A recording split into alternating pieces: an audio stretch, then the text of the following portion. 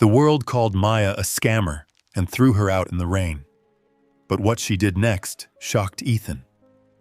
One rainy afternoon in Dallas, a paralyzed billionaire laughed when a little black girl climbed over his fence carrying an old bucket and said, "I'll wash your feet and you'll walk." It sounded like a joke, until he noticed an old photograph of himself hidden inside the bucket.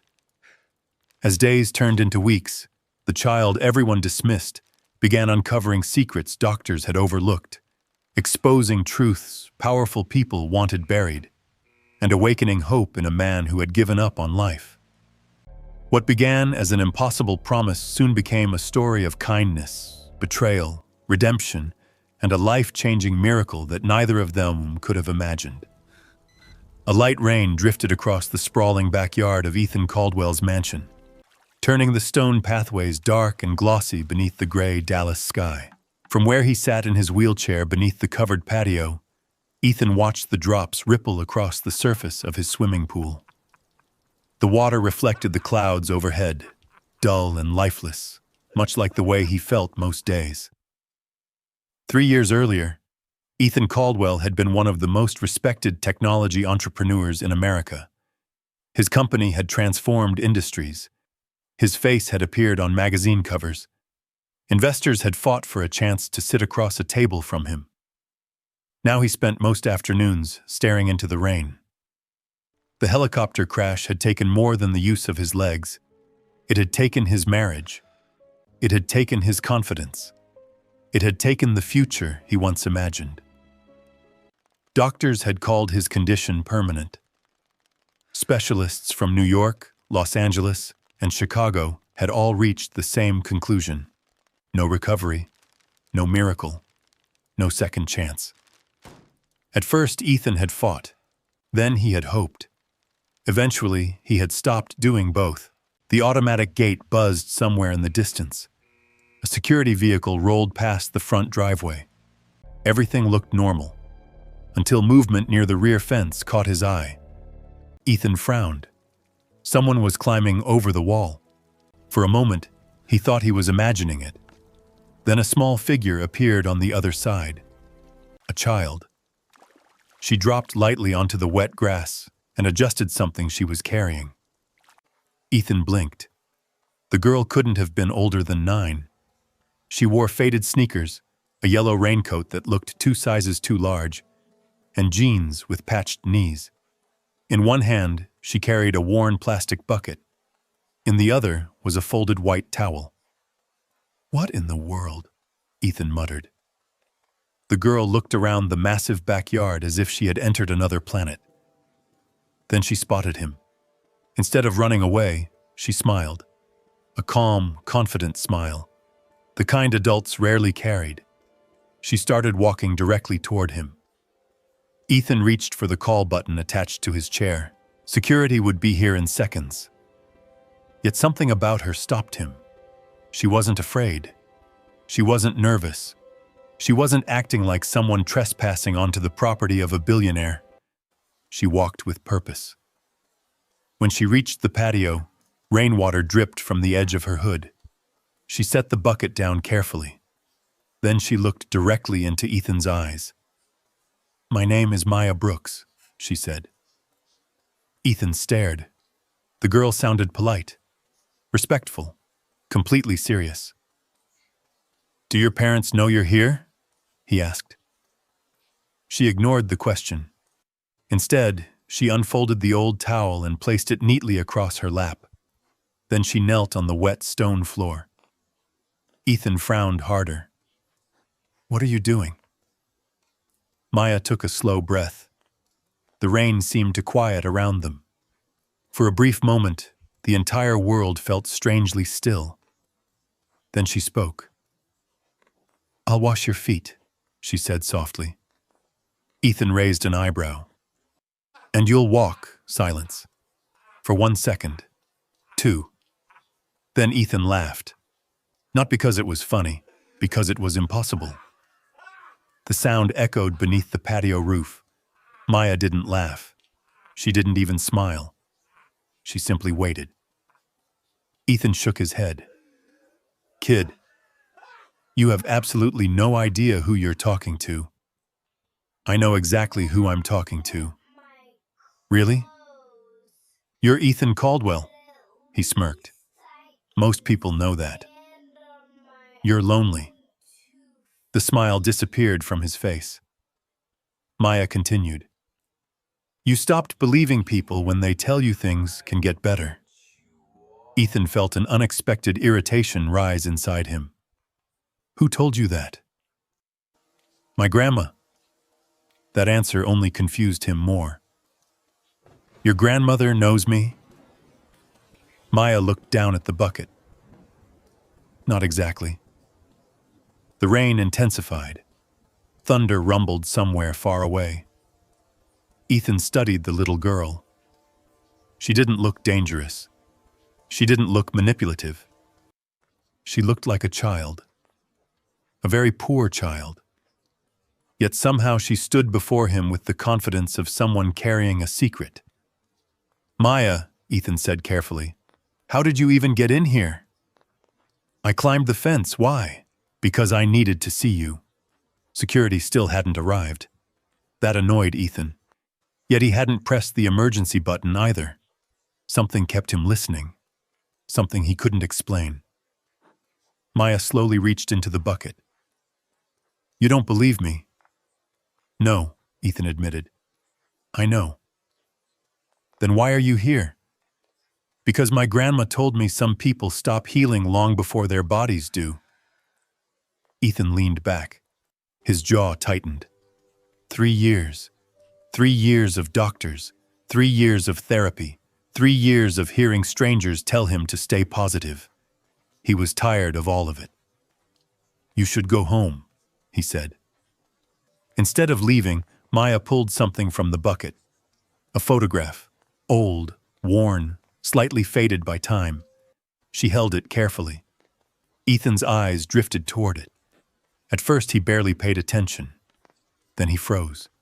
The photograph slipped from Maya's fingers onto the stone floor. Ethan stared. His heartbeat suddenly quickened. Because the man standing in the photograph was him. 20 years younger, standing beside a small church building, smiling, healthy, walking. His breath caught in his throat. For a moment he forgot the rain, forgot the wheelchair, forgot everything. Where did you get that? He whispered. Maya didn't answer immediately. She picked up the photograph and gently brushed away a few drops of water. Then she looked at him. My grandma kept it. Ethan's heart pounded. The image was real. He remembered that day. A community fundraiser, a neighborhood church, a place he hadn't thought about in decades. Only a handful of photographs had been taken there. Very few people would still have one. Who was your grandmother? Ethan asked quietly. Maya's eyes softened. Her name was Ruth Brooks. The name hit him like a distant echo, not familiar enough to recognize, but familiar enough to hurt. Somewhere deep inside his memory, a forgotten door had begun to open, and for the first time in years, Ethan Caldwell felt something he hadn't expected to feel. Curiosity. Maya placed the photograph back inside the bucket. Then she stood. Rain tapped against the roof overhead. The little girl smiled once more. Not because she had convinced him, not because she had accomplished anything, but because she seemed certain this was only the beginning. I'll come back tomorrow, she said. Ethan stared at her. Why? Maya glanced toward the photograph, then back at him. Because my grandma spent 20 years waiting for me to find you. And before Ethan could ask another question, the little girl picked up her bucket, turned toward the rain, and walked away, leaving a billionaire frozen beneath the gray Dallas sky, and one impossible question echoing through his mind. How did a poor little girl from the other side of the city end up carrying a photograph he thought the world had forgotten? The answer was waiting, and it would change both of their lives forever. That night, Ethan Caldwell barely slept. Rain continued tapping against the tall windows of his mansion long after darkness settled over Dallas. The photograph sat on the desk in his study, beneath a pool of golden light from an antique lamp. He had looked at it at least 50 times. Every time the same questions returned. Who was Ruth Brooks? Why had she kept his photograph for 20 years? And why had she sent a little girl to find him now? Ethan leaned back in his leather chair and rubbed his temples. His legs remained motionless beneath the blanket draped over his wheelchair. 3 years. 3 years since the accident. 3 years since specialists had told him to accept reality. 3 years since hope became something he no longer trusted. Yet somehow a 9-year-old girl carrying an old bucket had managed to disrupt that certainty in less than 10 minutes. The grandfather clock in the hallway struck midnight. Still awake. Still thinking about Maya. Still hearing her voice. "Your legs aren't dead." The words irritated him, and for reasons he couldn't explain, they also stayed with him. The next morning arrived under clear blue skies. Sunlight spilled across the city. From the 20-foot windows of his dining room, Ethan watched gardeners trim hedges, while staff moved quietly through the house. Everything appeared normal, except his mind wasn't. At breakfast, he found himself staring toward the backyard fence. Waiting. The realization annoyed him. He wasn't waiting for anyone. Certainly not for a little girl who climbed walls and made impossible promises. Yet when noon passed and she still hadn't appeared, disappointment crept in unexpectedly. Ethan immediately pushed the feeling away. Ridiculous. Meanwhile, across the city, life looked very different. South Dallas carried a rhythm all its own. City buses groaned along cracked streets. The scent of fried food drifted from corner restaurants. Old neon signs buzzed above laundromats. Children rode bicycles through apartment complexes, where paint peeled from walls and broken basketball hoops leaned sideways above worn concrete. This was Maya Brooks's world. She lived in a small apartment building squeezed between a discount grocery store and a tire shop. The building was old. The elevator hadn't worked in years. The hallway lights flickered constantly. Yet somehow Maya always seemed to move through it, carrying more kindness than most people carried through mansions. She climbed the stairs to the 3rd floor, carrying 2 bags of groceries. One belonged to her. The other belonged to Mrs. Jenkins. Mrs. Jenkins was 82 years old and lived alone. Arthritis made walking painful. Every Tuesday and Friday, Maya carried her groceries upstairs. Nobody paid her. Nobody asked her. She simply did it. When she reached apartment 304, she knocked twice. The door opened slowly. "Maya, honey." Mrs. Jenkins smiled immediately. "You didn't have to do this again." "I know," Maya grinned, "but I wanted to." The older woman shook her head. "Your grandma would have been proud of you." For a brief moment, sadness crossed Maya's face. She missed hearing those words from Grandma Ruth herself. 6 months had passed since the funeral. 6 months since the apartment felt truly alive. Yet she still carried her grandmother everywhere she went, especially in the old notebook tucked inside her backpack. The notebook was worn and fragile. The corners were bent. Several pages were stained from years of use. Inside were notes, observations, drawings, and stories Grandma Ruth had collected while helping people throughout her life. Most adults dismissed it as nonsense. To Maya, it was treasure. After leaving Mrs. Jenkins's apartment, Maya headed toward the neighborhood community kitchen. The small building sat beside a church parking lot. Every afternoon, volunteers served meals to families struggling to get by. As soon as Maya entered, several people smiled, not because she was important, because she helped. Always. Without being asked. "Morning, Maya," called Mr. Lewis from behind the serving counter. "Morning. Think you can wipe down tables?" She nodded immediately. 20 minutes later, she was cleaning tables, carrying trays, and helping elderly visitors find seats. At one point, she noticed a homeless man sitting alone near the back wall. His coat was torn. His shoes were falling apart. Most people walked past him without looking. Maya didn't. She carried over an extra bowl of soup. "Here." The man looked surprised.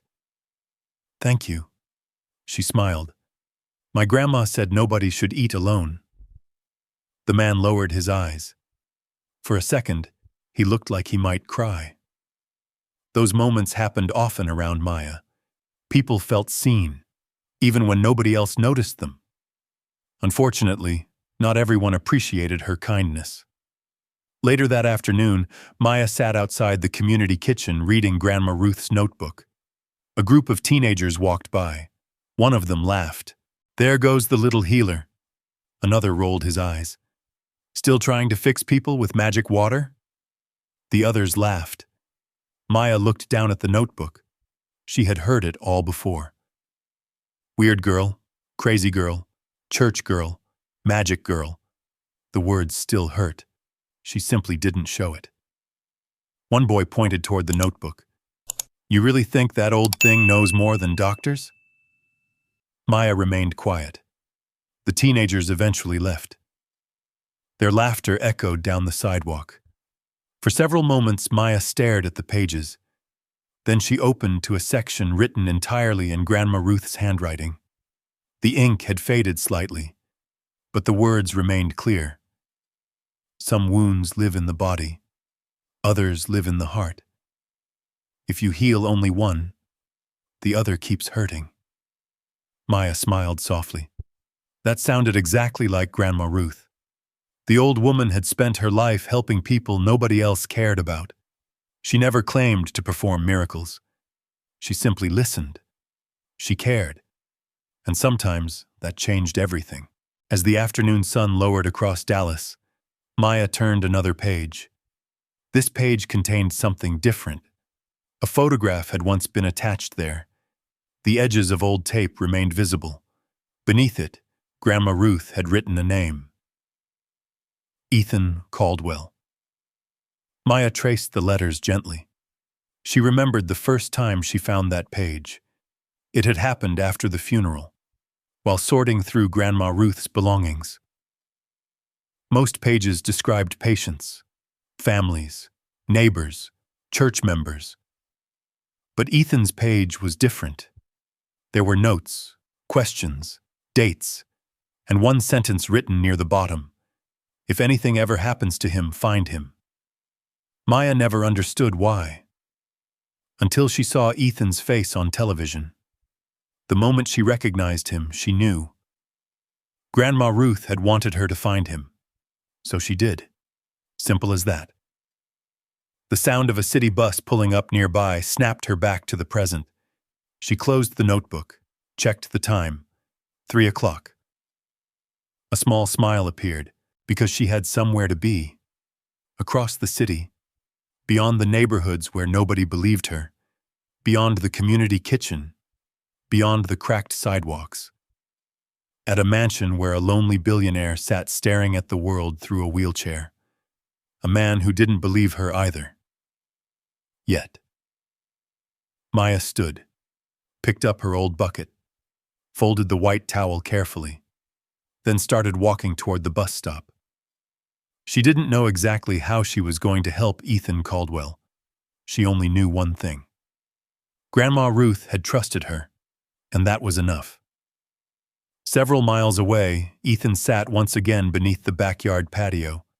The afternoon sun stretched long shadows across the lawn. He checked his watch, then looked toward the fence. A minute later, movement appeared.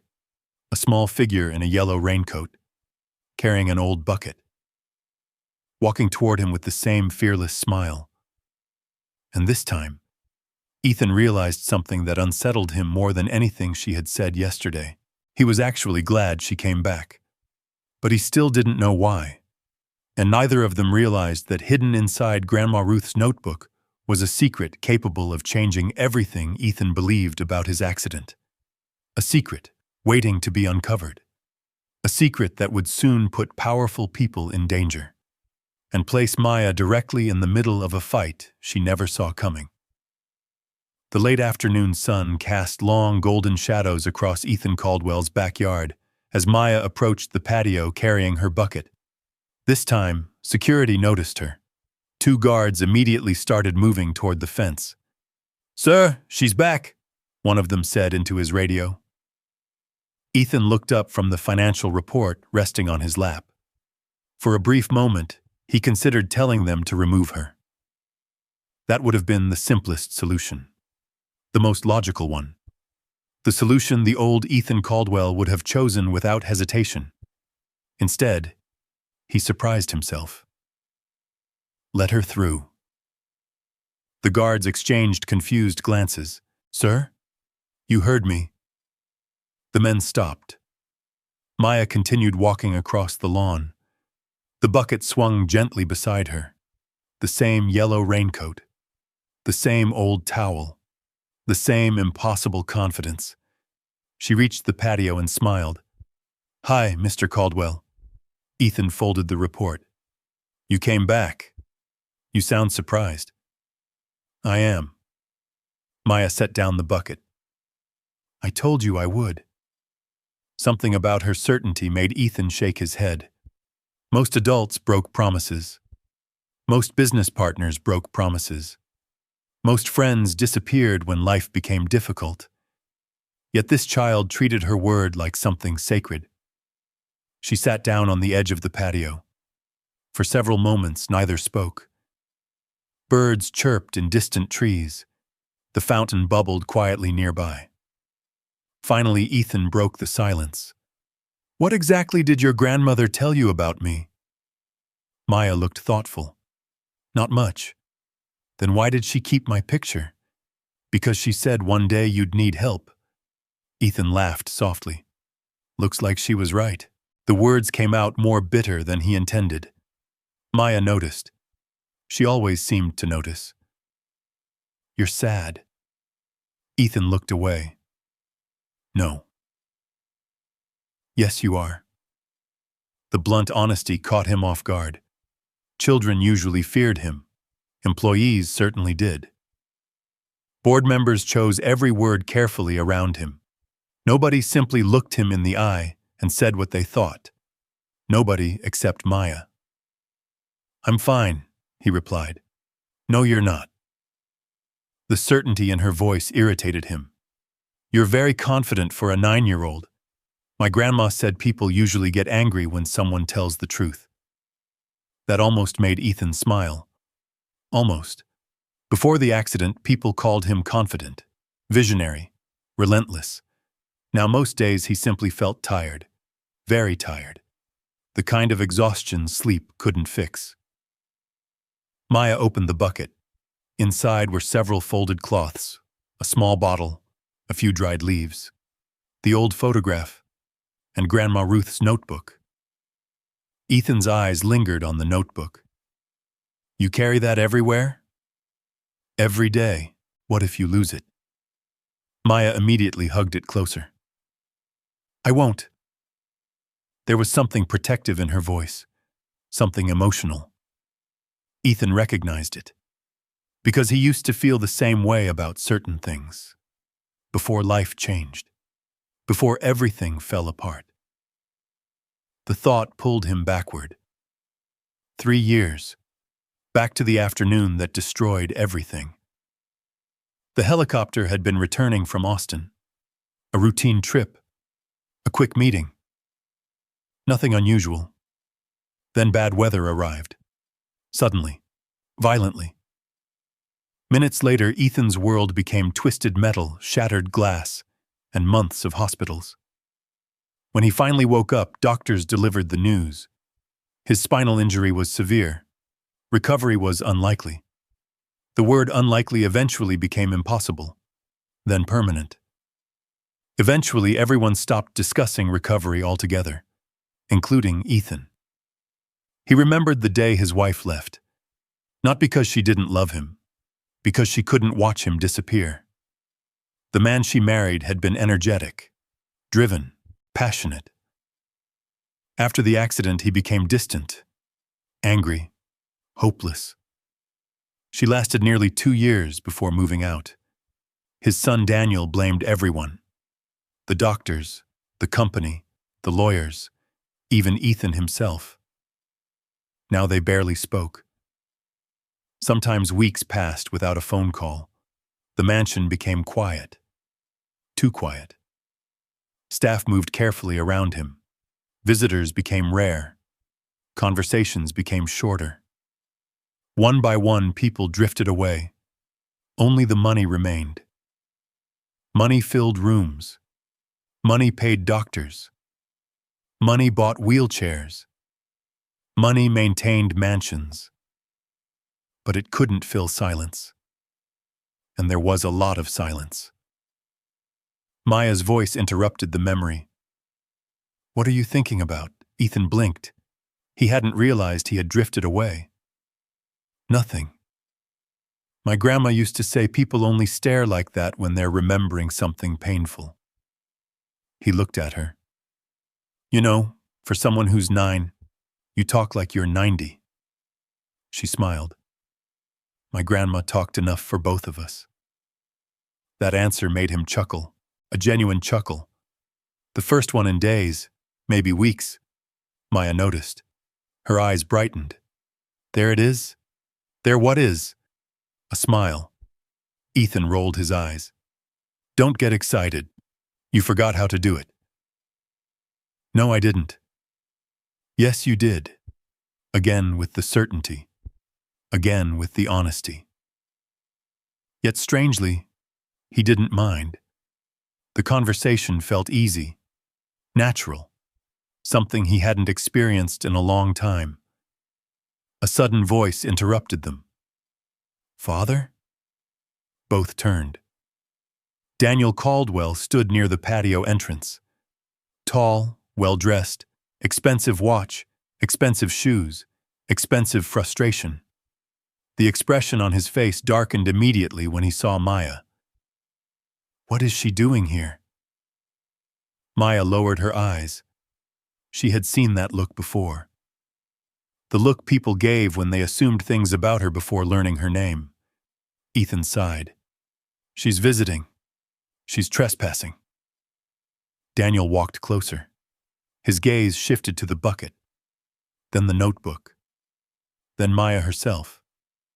"What exactly do you want?" The question landed heavily. Maya remained quiet. Daniel continued. "Money? No. Attention? No. Then why are you here?" Maya looked directly at him. "To help your father." Daniel laughed, a short, sharp laugh, the kind that carried no humor. "Help him?" He looked at Ethan. "Dad, this is ridiculous." Ethan didn't answer. That surprised Daniel. Normally his father would have agreed. Instead, Ethan simply watched, waiting, listening. Maya stood. Her small figure looked even smaller beside Daniel's tailored suit. Yet somehow she didn't appear intimidated. "My grandma said people need help sometimes." Daniel crossed his arms. "My father has the best doctors in America." "Maybe." Daniel's jaw tightened. "But he's still sad." The words struck harder than Maya intended. Silence filled the patio.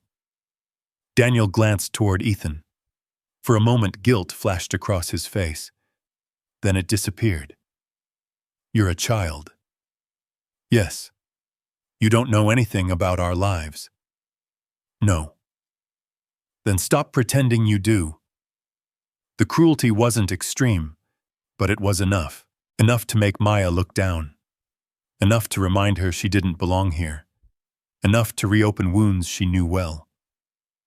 Poor neighborhood. Second-hand clothes. No parents. No money. People often saw those things before they saw her.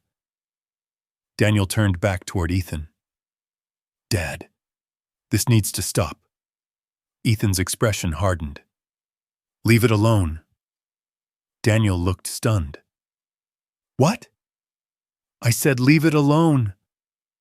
The words carried the authority that once controlled billion-dollar deals. For the first time, Daniel stepped back. Maya quietly picked up her bucket. I should go, no, Ethan said. She hesitated. Daniel stared at his father. Dad, enough. The single word ended the argument. Daniel shook his head, then walked back into the mansion. The patio fell silent again.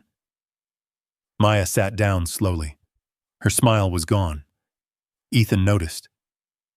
Don't mind him. It's okay. It isn't. She shrugged.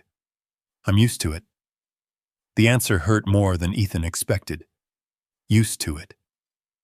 A 9-year-old should never have to say that. Not about being judged. Not about being dismissed. Not about feeling unwanted. Yet she said it so casually, as if it were normal. Ethan stared across the lawn. For the first time in years, something inside him shifted, very slightly. He knew what it felt like to be overlooked, to become invisible. Maybe not in the same way, but enough to understand. The afternoon sun drifted lower. Golden light spilled across the grass. Maya carefully opened Grandma Ruth's notebook. A loose piece of paper slipped free. Neither of them noticed. It landed beneath Ethan's wheelchair, half hidden, waiting. Because on that page was a name, a doctor's name, a name connected to Ethan's original diagnosis, a name Grandma Ruth had written down years ago. And before the week was over, that single forgotten piece of paper would begin unraveling a secret powerful people had spent years keeping buried. A secret that could explain why Ethan Caldwell lost 3 years of his life, and why Grandma Ruth had been searching for answers long before anyone realized the truth existed. The next afternoon arrived wrapped in warm Texas sunlight. The rain from earlier in the week had disappeared, leaving the sky bright and cloudless above Dallas. Maya climbed over the rear fence as she always did, bucket in hand, notebook tucked safely beneath her arm. The mansion looked less intimidating now, not because it had changed, because Ethan had. 3 days earlier he had been a stranger. Now he was becoming something else. Not family, not quite a friend, but no longer a stranger. When she reached the patio, she found Ethan already waiting. That surprised her. Most adults made children wait. Ethan was staring toward the fence before she even appeared. The moment he saw her, he quickly looked away, as if he didn't want her knowing he had been watching for her. Maya smiled. Hi, Mr. Caldwell. Hello, Maya. You were waiting. No, I wasn't. You were. Ethan sighed. You enjoy being right, don't you? Only when I'm right. That earned a reluctant smile. A small one, but real. Maya immediately noticed. Again. There it is, what? The smile. It wasn't a smile. It was. Ethan shook his head. For reasons he didn't understand, talking to Maya felt easier than talking to most adults. Maybe because she never treated him like a billionaire, or a patient, or a headline. She simply treated him like Ethan. Nothing more, nothing less. Maya set down her bucket.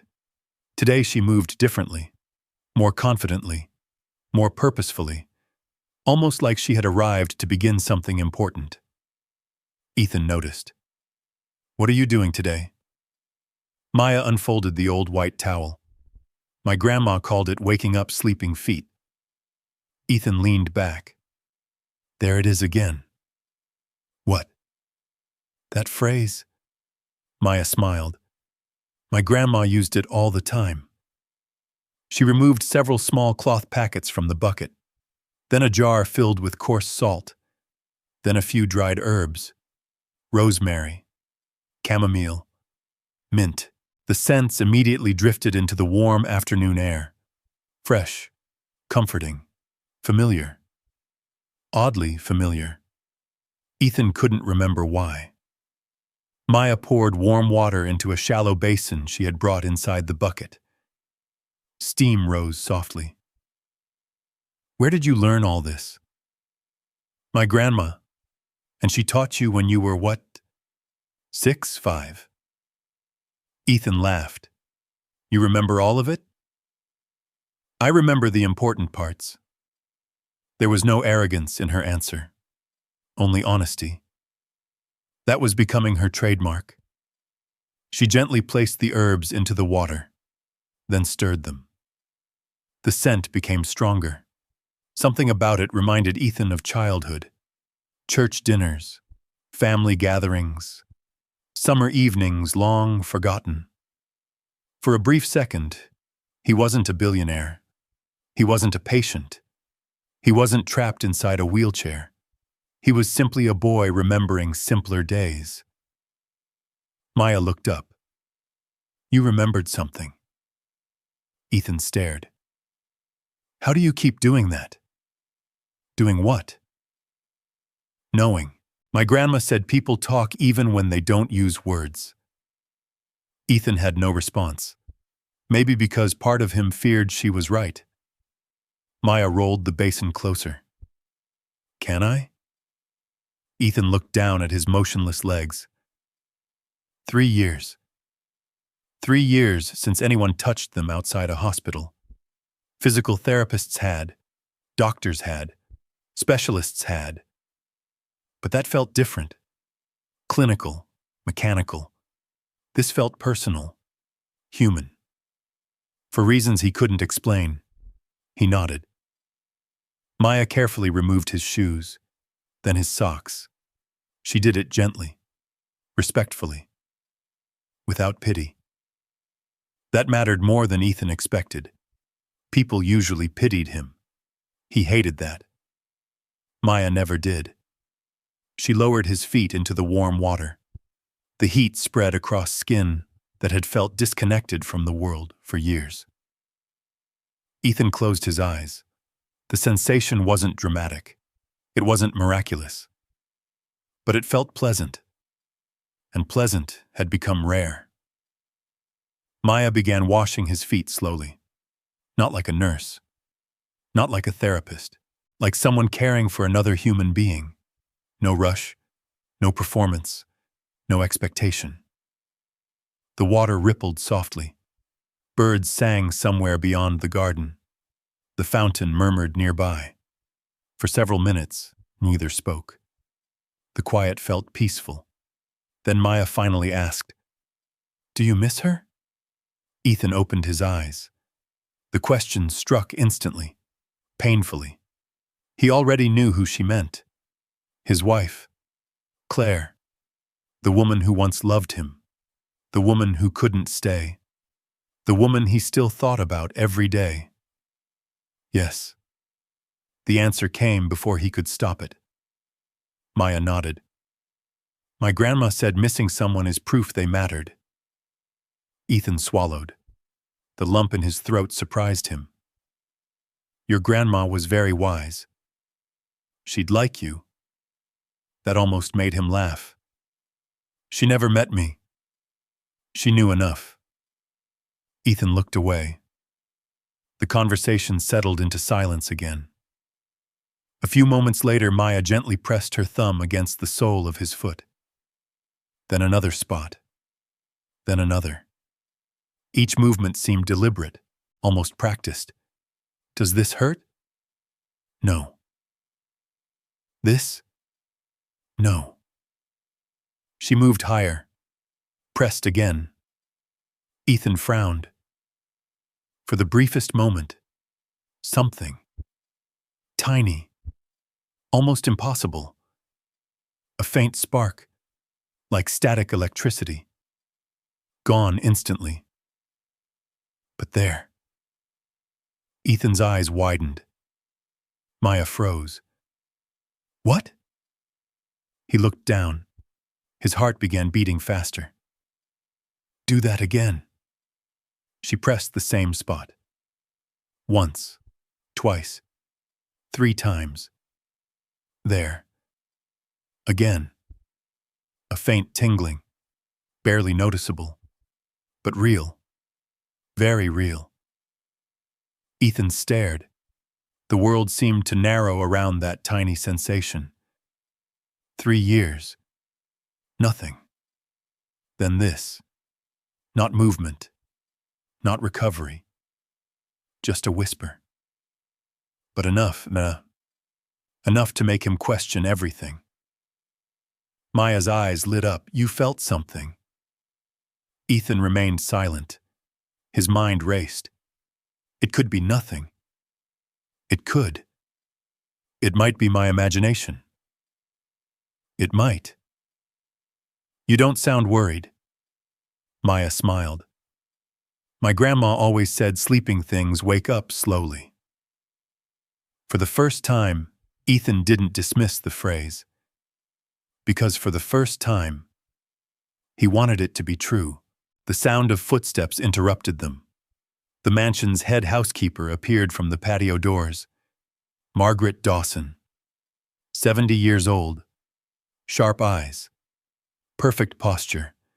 She had worked for Ethan's family for nearly 3 decades. Margaret stopped when she saw Maya. Then the basin. Then Ethan's feet. What exactly is happening here? Maya immediately stood. Nervous. Margaret crossed her arms. Sir? Ethan looked up. She's helping. Margaret blinked. Helping? That wasn't the answer she expected. She studied Maya carefully. The old clothes, the worn shoes, the bucket, the notebook. To her credit, she didn't judge. Not openly, but she clearly didn't understand. Should I call security? No.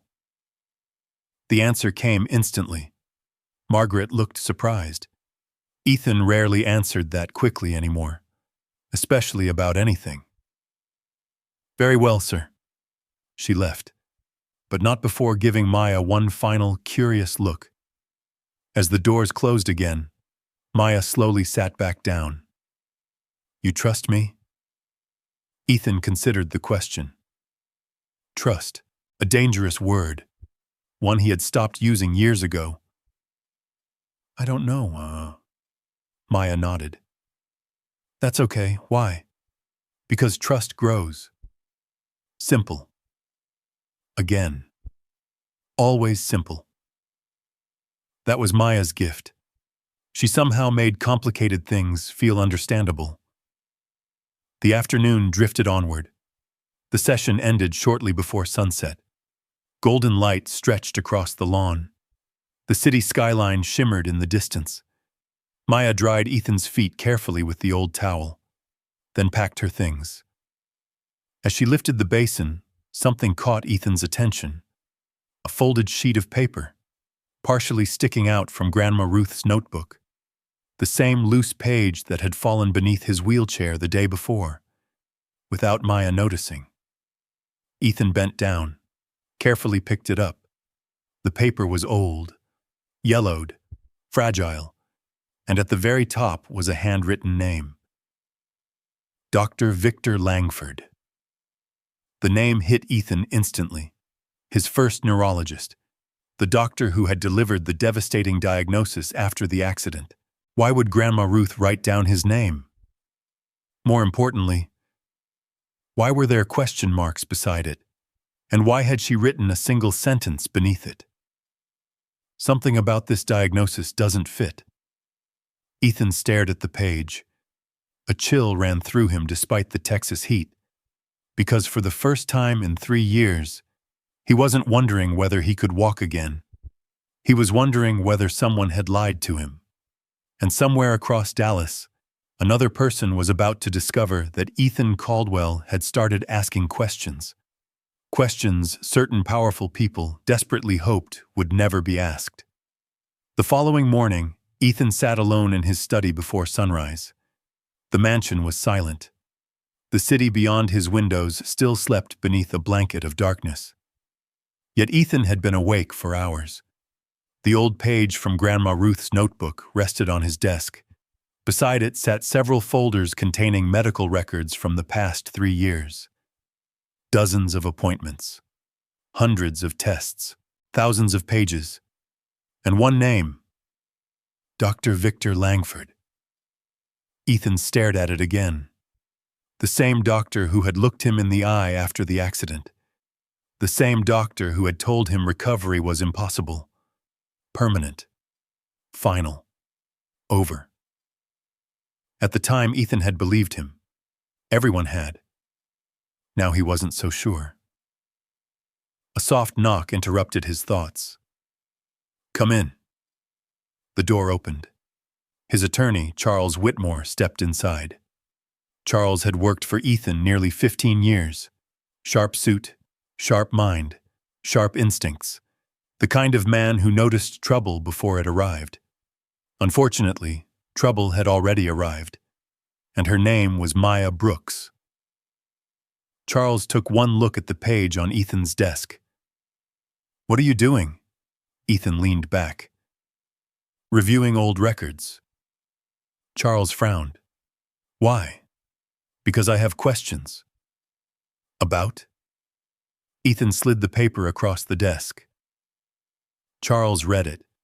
His expression changed instantly. A tiny reaction, barely visible, but Ethan caught it. The former billionaire hadn't built an empire by missing details. "You recognize it?" Charles carefully set the page down. "It's nothing. That's not what your face says." Charles sighed. "Where did you get this?" "A friend." "A friend?" Ethan almost laughed. A week ago he would have called Maya a trespassing stranger. Now he had used the word friend without thinking. Charles noticed. His concern deepened. "Does this have something to do with that little girl?" The room grew quiet. Ethan didn't answer. That answer was enough. Charles shook his head. "Ethan, this needs to stop." "There it is." "There what is?" "The same thing Daniel keeps saying." "Because Daniel is right." Ethan's jaw tightened. Charles continued. "You're letting a child influence major decisions. She's asking questions. She's a 9-year-old, and nobody else asked them." Charles rubbed his forehead. The conversation wasn't going the way he expected. He changed tactics. "You know people are talking." Ethan looked up. "What people?" "Everyone." Charles crossed his arms. "Board members, investors, reporters, employees." The silence became uncomfortable. Then Charles delivered the final blow. "There's a video." Ethan frowned. "A video?" Charles opened his phone, tapped the screen, turned it around. Ethan stared. His stomach dropped. Someone had filmed Maya washing his feet. The clip wasn't long. 30 seconds. Maybe less. Yet somehow it looked far worse than reality. A billionaire in a wheelchair. A poor little girl kneeling before him. A bucket. Herbs. Water. The footage ended with Maya smiling. The internet had done the rest. Millions of views. Thousands of comments. Some mocked Ethan. Others mocked Maya. Many mocked both. The headlines were even worse. Billionaire trusts street child over doctor's tech. Mogul turns to folk healing. Has Ethan Caldwell lost his mind? Ethan felt anger rise inside him. Not because people were mocking him, because they were mocking Maya. A child. A kind child. One who had never asked for anything. Charles carefully studied his reaction. This is becoming a problem. For who? For everyone? Ethan looked away. The answer told him everything. This wasn't about protecting him. This was about protecting reputations. protecting appearances, protecting the image people preferred. The image of a powerful man who accepted defeat quietly, not one who started asking uncomfortable questions. Meanwhile, several miles away, Maya had no idea any of this was happening. She spent her afternoon exactly the way she spent most afternoons, helping. The community kitchen bustled with activity. Volunteers moved between tables. Children laughed. Pots clattered. The smell of soup filled the air. Maya carried trays between tables and helped an elderly veteran find a seat. Then she swept the floor. Then she helped unload donated groceries. Nobody paid her. Nobody had to ask. That was simply Maya. Near sunset, she finally sat down outside with a sandwich and a bottle of water. Mr. Lewis stepped outside and joined her. The old volunteer looked troubled. Maya. Yes? You've been online recently? She laughed. We can't afford internet. Good point. He hesitated, then handed her his phone. Maya looked. The video appeared instantly. Her smile vanished. She watched herself, watched the comments, the jokes, the insults, the assumptions. Little scammer, attention seeker, future con artist, using a disabled man for fame. Maya's eyes lowered. Mr. Lewis immediately regretted showing her. I'm sorry. She handed the phone back. It's okay. But it wasn't, and they both knew it. For several seconds, neither spoke. Traffic rolled by nearby. A city bus hissed to a stop. Neon lights flickered to life across the street. Finally, Mr. Lewis said quietly, People can be cruel. Maya nodded. My grandma said people are usually afraid of things they don't understand. Your grandma sounds smart. She was. Her voice cracked slightly. Just enough. The pain never truly left. The loss never truly disappeared. Maya stood, picked up her bucket. It's time. Time for what? Mr. Caldwell. Despite everything, despite the comments, despite the ridicule, despite the humiliation, she was still going. Because helping Ethan had never been about attention. Across Dallas, Ethan was waiting. Again. The moment Maya entered the backyard, he noticed something was wrong. Her smile looked smaller, her shoulders lower. Even the way she walked seemed heavier. What happened? Maya forced a shrug. Nothing. Ethan didn't believe her. Neither did she. He held up his phone. I saw the video. That stopped her. Silence stretched between them. Finally, Maya sat down. I didn't know, I know. They think I'm lying, I know. They think I want money. Ethan's jaw tightened. I know. The words hung in the air. Painful. Unfair. True. Maya stared at the ground. For the first time since they'd met, she looked like what she actually was. A little girl. A little girl carrying far too much. They laughed at Grandma, too. Ethan looked over. What do you mean? When she helped people. Maya smiled sadly. Some people called her crazy. The statement hit Ethan harder than expected, because suddenly he understood. This wasn't new for Maya. Being judged, being underestimated, being dismissed. It was her normal, and somehow she kept helping anyway. The realization left him speechless. Just then, the patio doors burst open. Daniel stormed outside, phone in hand, fury written across his face. Dad, this has gone far enough. Maya immediately stiffened. Daniel pointed at the screen. Do you have any idea what's happening? Yes. Our stock dropped almost 3% today.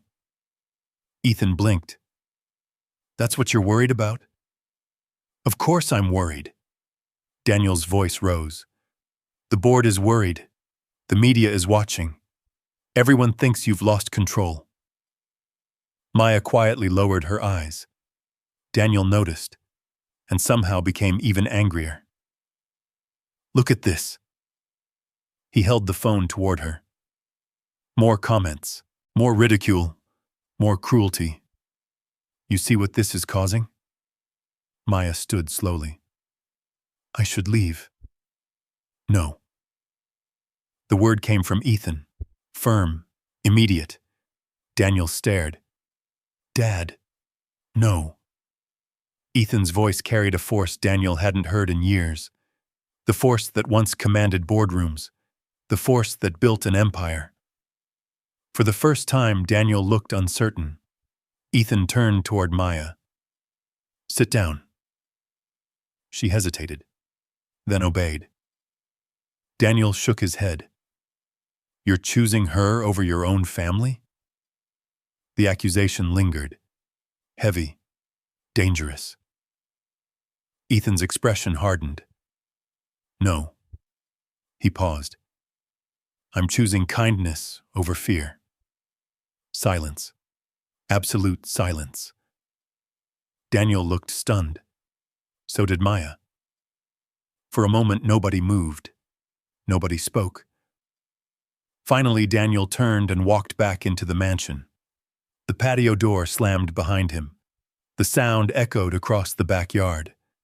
Maya stared after him. He hates me. No. Ethan sighed. He's scared. Of me? Of losing me? That answer changed everything. The anger disappeared from Maya's face. Only sadness remained. Because suddenly she understood. Daniel wasn't protecting money. He was protecting his father. The wrong way. But still protecting him. The sun began setting. Golden light painted the sky. Maya quietly packed her bucket. Before leaving, she placed the old white towel beside Ethan's chair. You forgot this? No. She smiled gently. I brought it for you.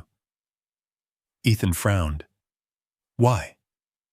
Because everybody needs something clean to hold on to when the world gets messy. The answer stayed with him long after she disappeared beyond the fence. That night, the video spread even further. More reporters called. More investors complained. More board members panicked. The whole world seemed determined to laugh. But while millions focused on a little girl carrying an old bucket, nobody noticed something far more important. Someone had begun deleting records connected to Dr. Victor Langford. Someone was cleaning up old files. Someone was afraid. And fear only appears when the truth is getting close. The next day felt different. Not because the weather had changed, not because the headlines had disappeared, but because something invisible had shifted. For the first time in years, Ethan Caldwell wasn't simply surviving. He was paying attention. The morning sun poured through the massive windows of his study, casting long beams of light across stacks of medical records. Every file he reviewed raised more questions. Records were missing. Notes had vanished. Several digital entries appeared to have been edited months after his diagnosis. The deeper he looked, the stranger everything became. By noon, frustration settled over him like a heavy blanket. Nothing made sense. And the more he searched, the more resistance he encountered. Charles avoided certain questions. Board members suddenly became difficult to reach. Even Dr. Victor Langford's office claimed some records could no longer be located. Lost, misfiled, unavailable. The excuses sounded rehearsed. Ethan closed another folder and stared out the window. Somewhere beyond the manicured lawns and luxury neighborhoods, Maya was probably helping someone. She always seemed to be helping someone. The thought made him smile. A small smile. One he didn't notice. But Margaret did. The elderly housekeeper paused while placing a tray beside him. "You smile more these days." Ethan looked up. "Do I?" "A little." He almost denied it, then stopped. Because she was right. The realization felt strange. Margaret glanced toward the backyard. "The little girl has done more for this house in a week than most people have done in years." Ethan looked down at the old towel folded neatly beside his chair. He knew exactly what she meant. That afternoon, Maya never arrived. 3 o'clock passed, then 4, then 5. The empty backyard remained still. Ethan checked the fence more times than he wanted to admit. No yellow raincoat, no bucket, no Maya. A strange disappointment settled inside him. Finally, he grabbed his phone, then stopped. He didn't even have her number. The realization felt ridiculous. A billionaire with access to nearly anyone in the world, and he couldn't contact one 9-year-old girl. As evening approached, Ethan found himself restless. By sunset, he made a decision. "Get the SUV ready." The driver blinked. "Sir?" "I want to go out." The request surprised everyone. Ethan rarely left the property unless absolutely necessary. Yet 30 minutes later, the black SUV rolled through downtown Dallas. Neon lights flickered against wet pavement. Restaurants buzzed with evening crowds. Traffic hummed through the city. The farther they drove from Ethan's neighborhood, the more the city changed. Luxury storefronts became pawnshops. High-rise buildings became apartment complexes. Bright office towers gave way to aging brick buildings and crowded bus stops. Ethan stared through the window. This was Maya's world, a world most people like him rarely visited. Eventually, the vehicle stopped near the community kitchen. The building was closing. Volunteers stacked chairs inside. The parking lot sat mostly empty. Ethan lowered the window. A familiar voice drifted through the evening air. He turned. And there she was. Not at home. Not playing. Not resting. Working. Maya stood beside an elderly homeless man near a bus shelter. The old man sat on a bench, wincing as he removed one worn shoe. Without hesitation, Maya knelt, the same way she knelt beside Ethan, the same patience, the same gentleness, the same kindness. She opened her bucket, pulled out a clean cloth, then carefully wrapped the man's injured foot. The old man looked embarrassed. "You don't have to do this." "I know." Her answer was immediate, simple, familiar. "But I want to." The old man's eyes filled with tears. Maya continued working, never looking around, never checking who was watching, never expecting anything. No cameras, no audience, no reward, only kindness, pure and uncomplicated. For several moments, Ethan simply stared. Something tightened in his chest, not sadness, not guilt, something deeper. The realization that Maya treated a homeless stranger exactly the same way she treated a billionaire, because status meant nothing to her. Money meant nothing to her. People mattered. Only people. The old man reached into his pocket and pulled out a few crumpled bills. "Please." Maya shook her head. "No." "You helped me. My grandma said helping isn't something you sell." The old man lowered the money. "You remind me of someone." Maya smiled. "I get that a lot," then couldn't stop watching. Every cynical belief he carried seemed weaker tonight. For years, he'd assumed kindness always came with conditions. Business taught him that. Life reinforced it. Everything had a price. Everything came with expectations. Everything demanded something in return. Except Maya. She helped because helping felt right. Nothing more. Nothing less. The driver quietly spoke from the front seat. Would you like me to bring her over, sir? Ethan shook his head. No. Should we leave? Again, Ethan shook his head. He continued watching. Maya sat beside the old man afterward. The two shared a sandwich, half for him, half for her. Neither seemed to notice the luxury SUV parked across the street. The scene felt strangely beautiful, almost unreal. Eventually, the old man boarded a bus. Maya waved goodbye. Then she remained alone beneath the yellow glow of the bus stop. The city moved around her. Cars passed. People hurried home. Neon signs buzzed overhead. Yet Maya sat quietly with Grandma Ruth's notebook in her lap. She looked tired, much more tired than usual. For the first time, Ethan noticed the loneliness, the kind children tried to hide, the kind adults often missed.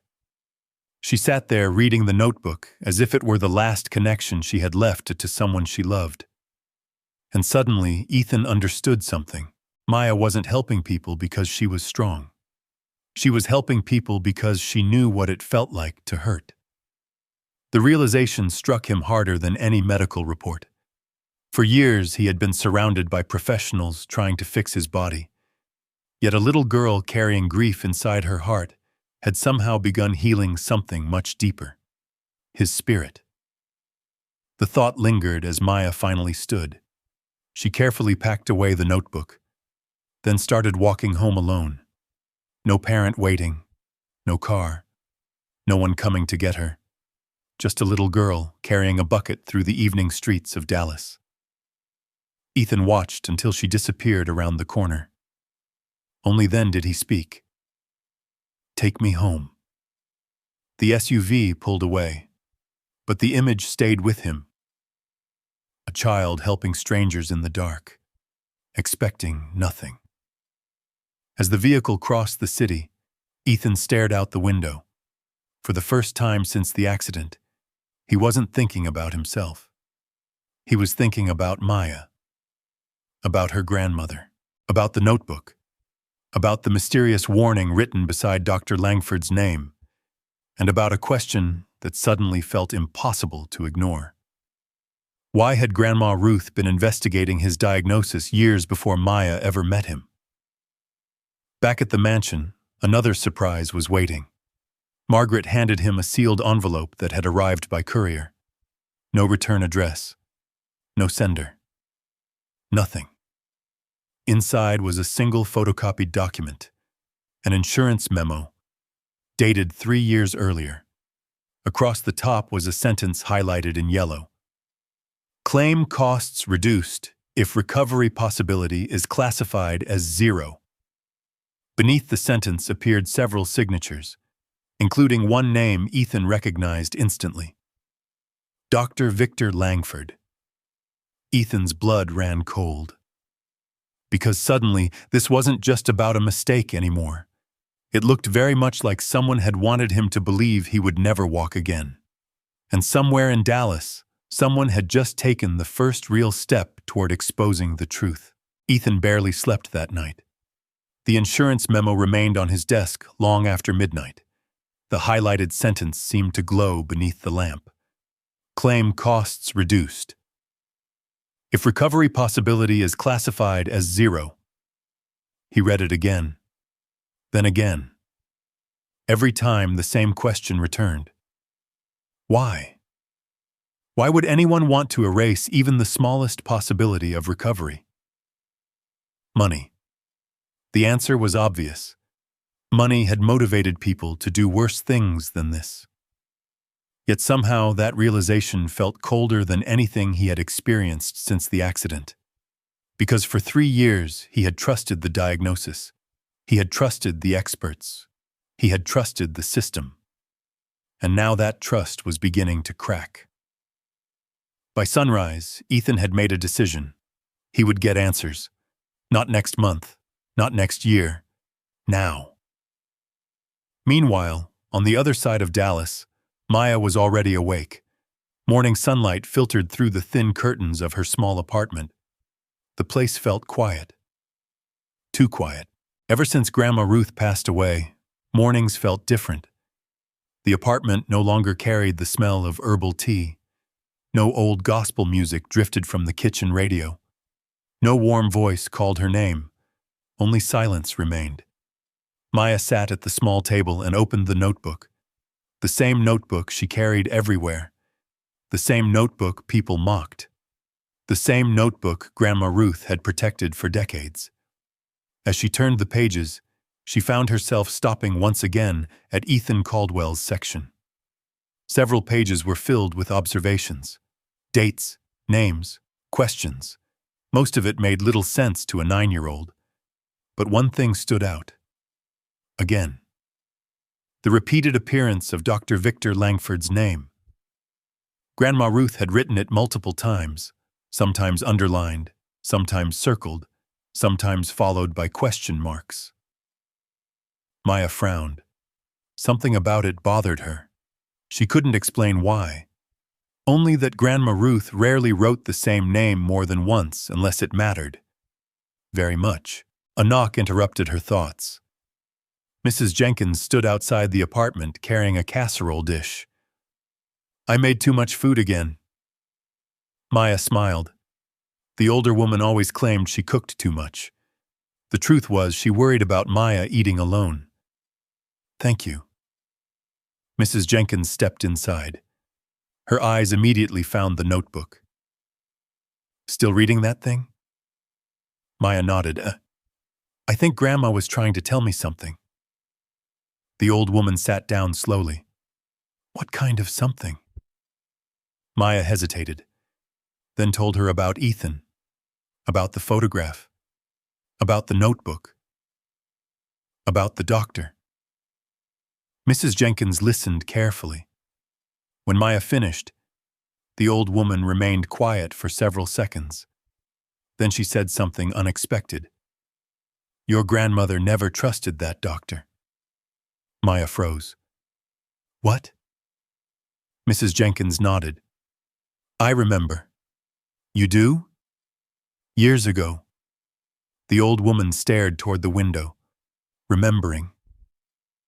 Ruth used to visit a rehabilitation center where some of Ethan Caldwell's former employees volunteered. Maya listened closely. One day she came home upset. Why? Because she thought something didn't add up. A chill ran through Maya. The exact same words written inside the notebook. "Something doesn't fit," Mrs. Jenkins continued. "She never told me details, but she kept asking questions." "What questions?" "The kind powerful people don't like." The room suddenly felt smaller. Maya looked back at the notebook. For the first time, she realized Grandma Ruth hadn't simply collected stories. She had been investigating something. Something important. Something unfinished. That afternoon, Maya headed to Ethan's mansion carrying more questions than answers. The city seemed louder than usual. Buses hissed at corners. Traffic lights blinked. Sirens echoed somewhere downtown. Everything felt normal. Yet Maya couldn't shake the feeling that something bigger was happening. When she reached the mansion, Ethan was already waiting. Not outside. Inside. In the study. Medical records covered every surface. Folders. Documents. Printed emails. Notes. The room looked more like a detective's office than a billionaire's home. Maya stepped inside. Wow. Ethan looked up.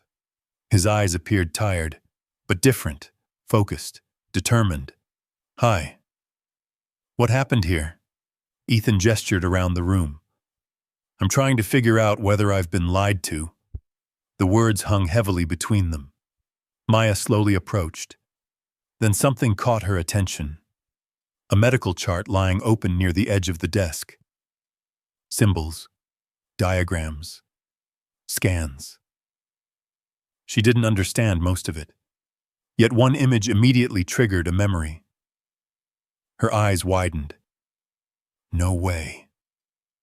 Ethan looked up. "What?" Maya grabbed the notebook, flipped pages rapidly, page after page, until she found it. A hand-drawn sketch. Old. Faded. But nearly identical. Her heart started racing. Ethan watched. What is it? Maya placed the notebook beside the chart. Both images looked remarkably similar. What am I looking at? Maya pointed. This. Ethan leaned closer. I don't understand. My grandma called it a sleeping nerve. Ethan blinked. A what? A sleeping nerve.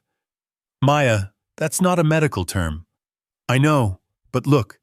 She pointed again. The pattern. The similarity was undeniable. Even Ethan could see it. Maya flipped through more pages, then found a paragraph written entirely in Grandma Ruth's handwriting. She read aloud. Sometimes a nerve appears silent even when it is not dead. Sometimes the connection is hidden. If doctors stop looking too early, they may miss what is still alive. The room fell silent. Ethan stared. His pulse quickened. Because for the first time, Grandma Ruth's notes sounded less like folk wisdom and more like a warning written years before his accident, a warning connected to the exact same doctor now appearing in multiple places. Neither of them spoke. Then Ethan reached for the phone. I'm getting a second opinion. Maya smiled. A real smile. The kind she hadn't worn in days. But the moment lasted only seconds. A voice suddenly interrupted from the doorway. You're doing what? Daniel. He stood there holding a tablet, his expression dark, his patience gone. Ethan sighed. Daniel, no. Daniel entered the room. This has gone far enough. He pointed directly at Maya. She's a child. Maya lowered her eyes. Daniel continued. You're making medical decisions based on a notebook. It's more than that. No, it isn't. His voice echoed through the room. It's ridiculous. Maya felt the familiar sting, the same one she experienced every time people dismissed her before listening. Daniel noticed the notebook, then laughed. Seriously? The sound hurt more than Maya expected, because part of her still wanted people to believe, not in magic, not in miracles, just in Grandma Ruth, in her wisdom, in her goodness, in the years she spent helping people. Daniel shook his head. Do you realize how crazy this looks? Ethan's face hardened. No. It looks like a desperate man being manipulated. Silence. The words landed heavily. Maya took a step backward. Daniel immediately regretted it, but pride kept him moving forward. Then Ethan spoke, slowly, carefully, deliberately. You know what's interesting? Daniel frowned. What? For 3 years, nobody questioned the diagnosis. The room went quiet. Ethan continued. Not one person. Dad. Not one. His voice grew stronger. Then a little girl asks one question. He pointed at the notebook. One question. And suddenly everyone wants her to stop asking. Daniel didn't answer. Because deep down, he knew his father was right. The room remained silent. Finally, Maya quietly picked up her bucket. I should go. Ethan looked at her, no. Maya hesitated, then smiled softly. Tomorrow. Ethan nodded. Tomorrow. She turned toward the door, but before leaving, she glanced once more at the medical chart, and once more at Grandma Ruth's notes. The two images sat side by side, almost identical, almost impossible. And somewhere deep inside, Maya felt certain of one thing. Grandma Ruth had known something, Something important, something hidden, something that powerful people had spent years trying to bury. And now, for the first time, the truth was beginning to surface, whether they liked it or not. 3 days later, Ethan Caldwell sat inside one of the most respected neurological clinics in Texas. Rain tapped softly against the windows. The waiting room smelled faintly of coffee and antiseptic. Patients flipped through magazines. Televisions murmured quietly overhead. But Ethan noticed none of it. His attention remained fixed on the folder resting in his lap. Inside were copies of old scans, medical reports, insurance documents, and several pages from Grandma Ruth's notebook. Across from him sat Maya. Her bucket rested beside her chair. The old notebook remained tucked beneath her arm. She looked small in the enormous room, yet somehow she seemed completely unafraid. "You nervous?" Ethan asked. "A little. Me too." That surprised her. Billionaires get nervous? More often than you'd think. Maya smiled.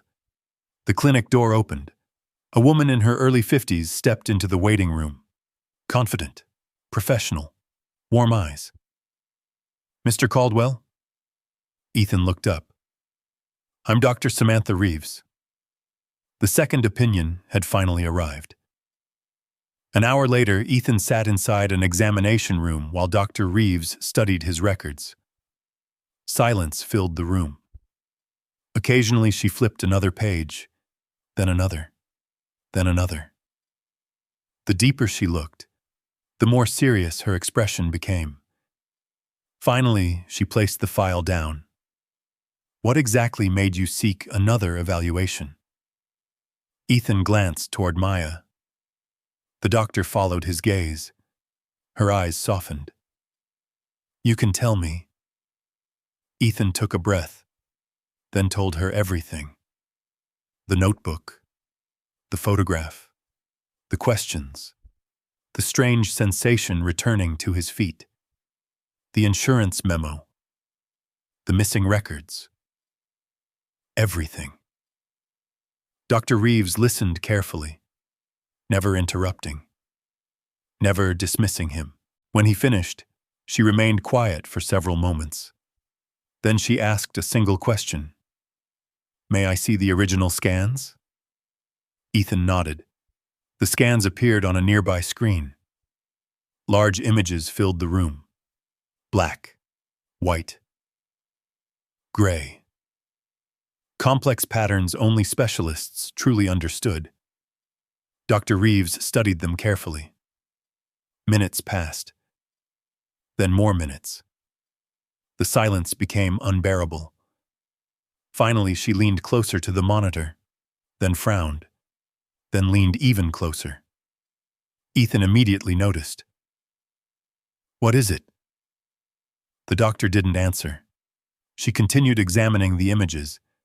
Eventually, she pulled up newer scans for comparison. Her eyes widened slightly. A reaction so small most people would have missed it. Ethan didn't. "What?" The doctor slowly turned toward him. "Mr. Caldwell." Her voice had changed. "There is something here I don't understand." The room froze. Maya gripped the notebook tighter. Ethan's pulse quickened. "What does that mean?" Dr. Reeves hesitated, choosing her words carefully. "It means I need to run additional tests." "Why?" "Because some of what I'm seeing doesn't match your original diagnosis." The air seemed to disappear from the room. Ethan stared. 3 years. 3 years of hopelessness. 3 years of believing his future was gone. 3 years. "What exactly are you saying?" Dr. Reeves folded her hands. "I'm saying your condition may not have been as absolute as you were told." Nobody spoke. Nobody moved. Even the rain outside seemed quieter. Maya looked at Ethan. His face had gone pale, not from fear, from disbelief. For years, he had built his life around one certainty: Now that certainty was collapsing. The next several hours became a blur of tests, reflex examinations, sensitivity measurements, neurological evaluations. Every result added another layer of confusion. By evening, Dr. Reeves called Ethan into her office. Only him. Maya waited outside, watching rain slide down the glass. Her heart pounded, because she already knew something was wrong. Very wrong. Inside the office, Dr. Reeves closed the door, then sat across from Ethan. For a long moment, she simply looked at him. Finally, she spoke.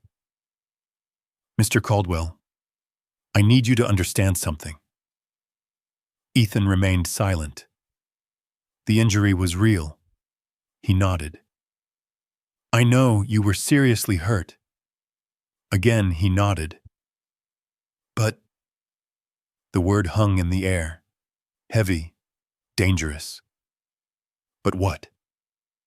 Dr. Reeves slid several images across the desk. "Based on everything I've reviewed, I do not believe your recovery potential was ever zero."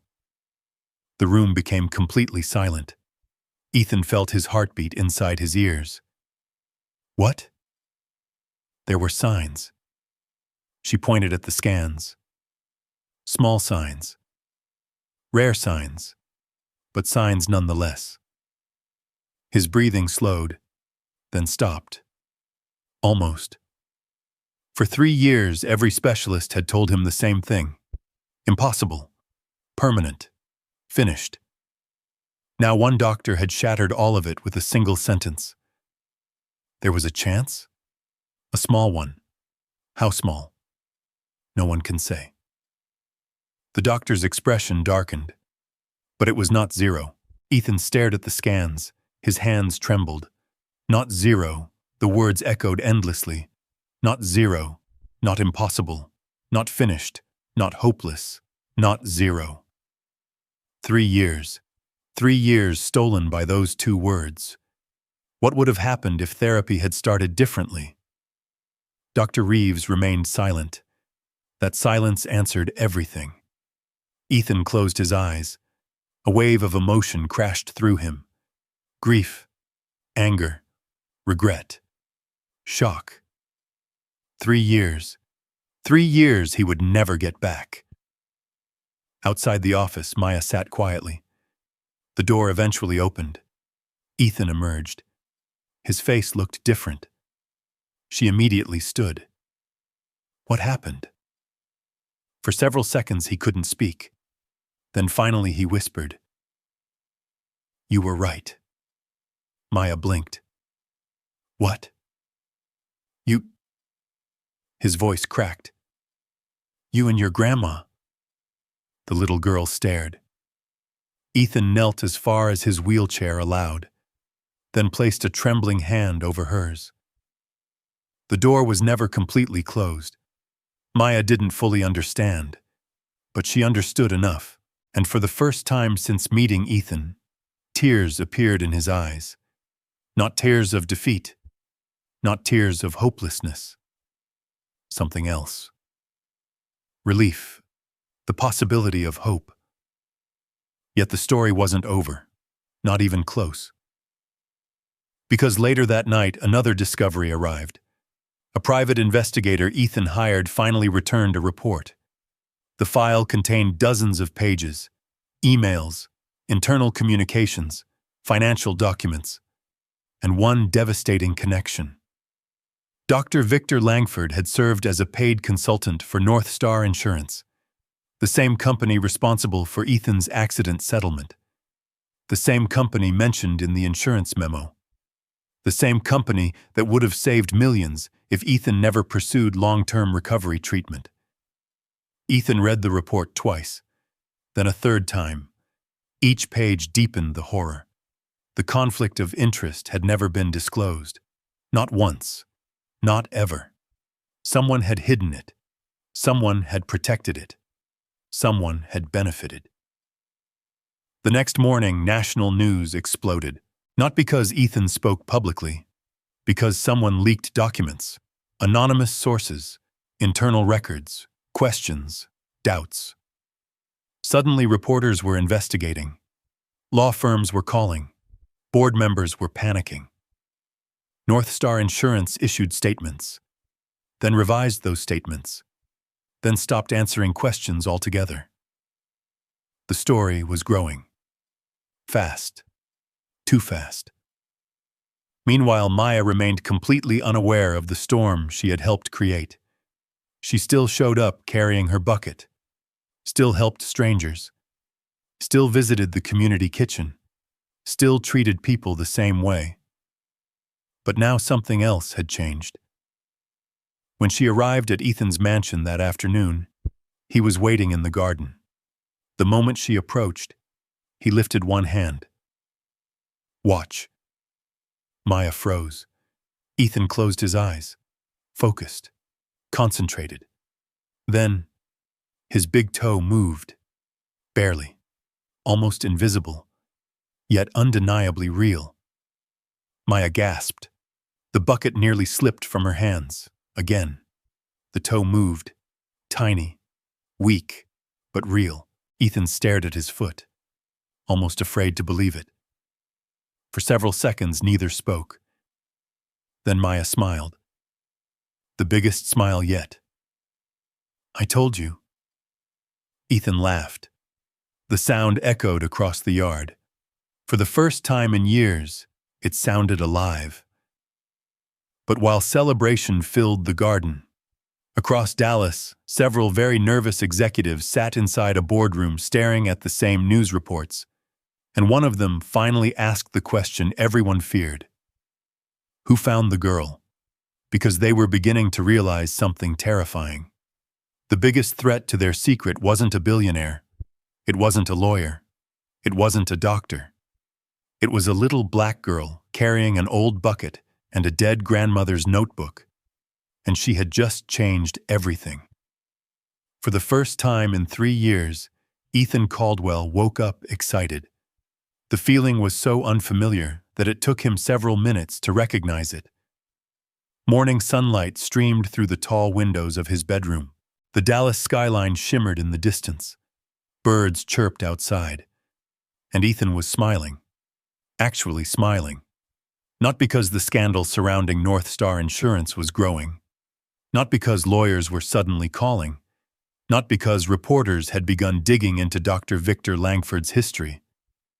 None of that mattered this morning. What mattered was one tiny movement. One toe. One signal. One undeniable reminder that hope was no longer a fantasy. It was real. His physical therapy sessions intensified immediately. Dr. Reeves assembled a specialized rehabilitation team. Exercises became longer, harder, more exhausting. Every muscle felt like it was waking from a 3-year sleep. Some days Ethan hated it. Some days he wanted to quit. But every afternoon, Maya arrived carrying her bucket, and somehow she always knew exactly what to say. "Your feet are grumpy today."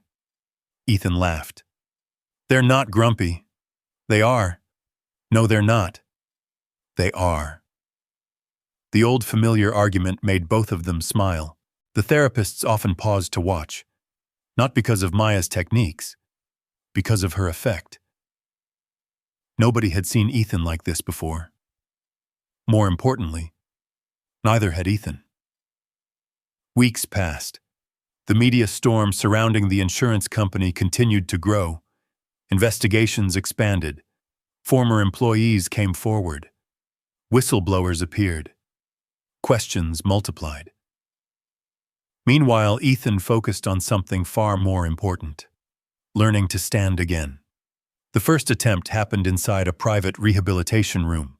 Floor-to-ceiling windows overlooked downtown Dallas. The room smelled faintly of disinfectant and fresh coffee. Parallel bars stretched across the center. Maya stood nearby. Dr. Reeves watched carefully. 2 therapists positioned themselves on either sit-down. Ethan gripped the bars. His palms sweated. His heart pounded. "You ready?" Dr. Reeves asked. "No." Everyone laughed. including Ethan. Then he took a breath and pushed upward. Pain shot through his legs. Not dangerous pain, the pain of muscles trying to remember, the pain of effort, the pain of possibility. Slowly, very slowly. His body rose, a few inches, then more. Then, he was standing, not independently, not steadily, but standing. The room fell silent. For several seconds, nobody spoke. Ethan stared at the floor beneath him. His eyes widened. 3 years. 3 years since he had seen the world from this height. The moment felt surreal, almost sacred. Then Maya began clapping, immediately, loudly, proudly, like he had just won an Olympic medal. The therapists joined her. Dr. Reeves smiled, and Ethan laughed through tears he couldn't stop. For the first time since the accident, he stood. That night, he sat alone in the mansion's garden, the same garden where Maya first appeared, the same garden where everything changed. The sunset painted the sky gold and orange. Warm wind rustled the trees. Somewhere nearby, a fountain quietly splashed. Ethan looked toward the fence, remembering. The bucket, the photograph, the impossible promise. He almost called security that day. The thought still haunted him. How close he came to making the biggest mistake of his life. A movement caught his attention. Maya climbing over the fence. Again, just as she always did. Some things never changed, and Ethan was grateful for that. She landed softly, smiled, then immediately noticed something. "You stood today." Ethan blinked. "How did you know? You look taller." He laughed so hard he nearly spilled his coffee. "You make no sense. My grandma said healing changes people's faces before it changes their bodies." Ethan shook his head. But deep down he knew she was right. Healing had already begun long before his toe moved, long before he stood, long before the doctors admitted their mistakes. It started the day someone treated him like a person instead of a diagnosis. The weeks that followed brought even more progress. A twitch became movement. Movement became control. Control became strength. Strength became possibility. Every victory felt small, until suddenly it wasn't. One afternoon, Ethan managed to shift weight onto both legs. The next week, he took a tiny assisted step, then another, then another. The world seemed brighter. Food tasted better. Conversations lasted longer. Even Daniel noticed. Their relationship slowly began repairing itself. Not perfectly, but honestly. One evening, father and son sat together in the library, something they hadn't done in years. Daniel stared into his coffee. "I was wrong." Ethan looked up. "What?" "About Maya." Silence. Daniel sighed. "I thought she was taking advantage of you." "And now?" Daniel smiled faintly. "Now I think she saved you." Ethan looked toward the garden. She did. Neither man said anything afterward. They didn't need to. Some truths spoke for themselves. Then, just when everything seemed to be improving, Maya disappeared. The first day, Ethan wasn't worried. Maybe she was sick. Maybe she was helping someone. Maybe she'd simply missed the bus. The second day felt stranger. The fence remained empty. The garden remained quiet. No yellow raincoat. No bucket. No smile. The third day brought concern. Ethan called the community kitchen. Nobody had seen her. Mrs. Jenkins hadn't seen her either. Neither had Mr. Lewis. By the fourth day, worry became fear. Something was wrong. Very wrong. That afternoon, Ethan sat in physical therapy unable to focus. His concentration drifted constantly. His progress stalled. Dr. Reeves noticed immediately. "You should go find her." Ethan looked up. "What?" "You won't focus until you do." She smiled. "And frankly, neither will I." That evening, Ethan launched a search. Private investigators, security teams, contacts, anyone who could help. At first they found nothing. Then a lead appeared. A city housing record. A notice. A closure order. An address. The government-assisted apartment complex where Maya lived had been condemned after structural damage was discovered. Residents were relocated. Some temporarily. Some permanently. The information hit Ethan like a punch. Nobody had told him. Nobody had known. The next morning, he personally visited the property. The neighborhood looked different without Maya. Quieter, somehow. Police tape stretched across parts of the building. Windows were boarded.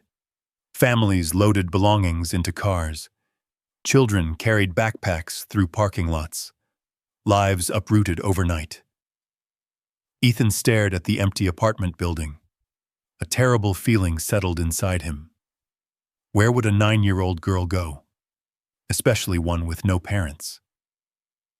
The answer arrived several hours later. One of his investigators located her. A state-run youth assistance center on the edge of the city. Ethan didn't wait. By sunset, his SUV rolled into the parking lot. The building looked clean, safe, well-maintained. Yet something about it felt cold, temporary. The kind of place people ended up when life stopped giving them choices. Inside, a social worker greeted him, then led him down a quiet hallway. Children's artwork covered the walls, colorful drawings, crayon rainbows, paper stars, tiny reminders that hope still existed. Finally, they reached a common room, and there she was, sitting alone beside a window, bucket at her feet, notebook in her lap, watching the sunset, waiting. The sight shattered something inside Ethan, because for the first time since meeting her, Maya looked small, not brave, not determined, not fearless, just small. A little girl carrying too much. She looked up, saw him, and smiled. The same smile, the same kindness. Even now, even here. "Ethan." He swallowed hard. "Hi, kid." Maya carefully closed the notebook. "What are you doing here?" The answer came instantly. The only answer possible. "I came looking for you. And for the first time since Grandma Ruth died." Tears filled Maya's eyes. She tried to blink them away, tried to smile, tried to pretend everything was fine. But she couldn't, not this time. The social worker quietly stepped away, giving them privacy. The room grew silent. Outside the window, the last orange streaks of sunset faded behind the Dallas skyline. Children laughed somewhere down the hall. A television played softly in another room. Yet for Maya, everything felt distant, unreal. Ethan slowly rolled closer. His voice became gentle, the kind of gentle that only comes from someone who finally understands pain. "Why didn't you tell me?" Maya stared at the notebook in her lap. "I didn't want you to worry." The answer hit Ethan harder than he expected. She was 9 years old. 9. And somehow she was protecting him. Even now. Even after losing her home. Even after being moved into a shelter. Even after carrying burdens most adults struggled to bear. Ethan swallowed. "Maya." She looked up. I knew you were busy." Busy. The doctors. The lawyers. The news people. She shrugged. You had important things. Ethan closed his eyes. For years, he had surrounded himself with executives, investors, consultants, and advisors, people who constantly demanded things, requested things, expected things. And here sat the only person who had ever truly helped him, asking for nothing, not even when she needed help herself. His chest tightened. What happened? Maya looked toward the window. The building got closed. When? 4 days ago. And nobody called me? She smiled sadly. They don't know you. The truth of that statement hurt. Nobody knew, because Maya had never told anyone. Not the community kitchen, not Ethan, not even Mrs. Jenkins. The social worker eventually returned carrying a file. Mr. Caldwell. Ethan turned. Yes? The woman hesitated, then sat down. Maya has been handling everything remarkably well. The compliment sounded more heartbreaking than comforting. Handling everything. A child shouldn't have to handle everything. Where are her parents? Ethan asked quietly. The social worker's expression softened. There aren't any. The answer settled heavily over the room. Ethan had suspected. Now he knew. Her mother had left years ago. Her father was never part of her life. Grandma Ruth had raised her alone. And after Ruth passed away, Maya had simply kept going, the way children sometimes do when they don't have another choice. The social worker opened the file. There are some extended family contacts we're trying to locate. Maya looked down. The reaction didn't escape Ethan. Do you know them? Maya shook her head. Not really. The woman continued. Until arrangements are finalized, she'll remain here. Remain here. The words echoed through Ethan's mind. Remain here. A room. A shelter. A temporary bed. Temporary meals. Temporary safety. Temporary everything. The thought bothered him more than he wanted to admit, because Maya had become the least temporary thing in his life. The social worker eventually excused herself, leaving them alone again. For several minutes, neither spoke. Then Ethan noticed something. Several papers sticking out from the notebook. Bills, receipts, notebooks, folded pages. Curious, he nodded toward them. What are those? Maya looked embarrassed. Nothing. Maya. She sighed, then handed them over. Ethan opened the first page. His heart sank. Rent notices, utility bills, late payment warnings, medical expenses from Grandma Ruth's final illness. The second page hit even harder. A handwritten schedule, detailed, careful, meticulous, every day mapped out, every therapy session, every exercise, every appointment, every observation. At the top of every page appeared one name, Ethan Caldwell, again and again and again. Page after page, for months.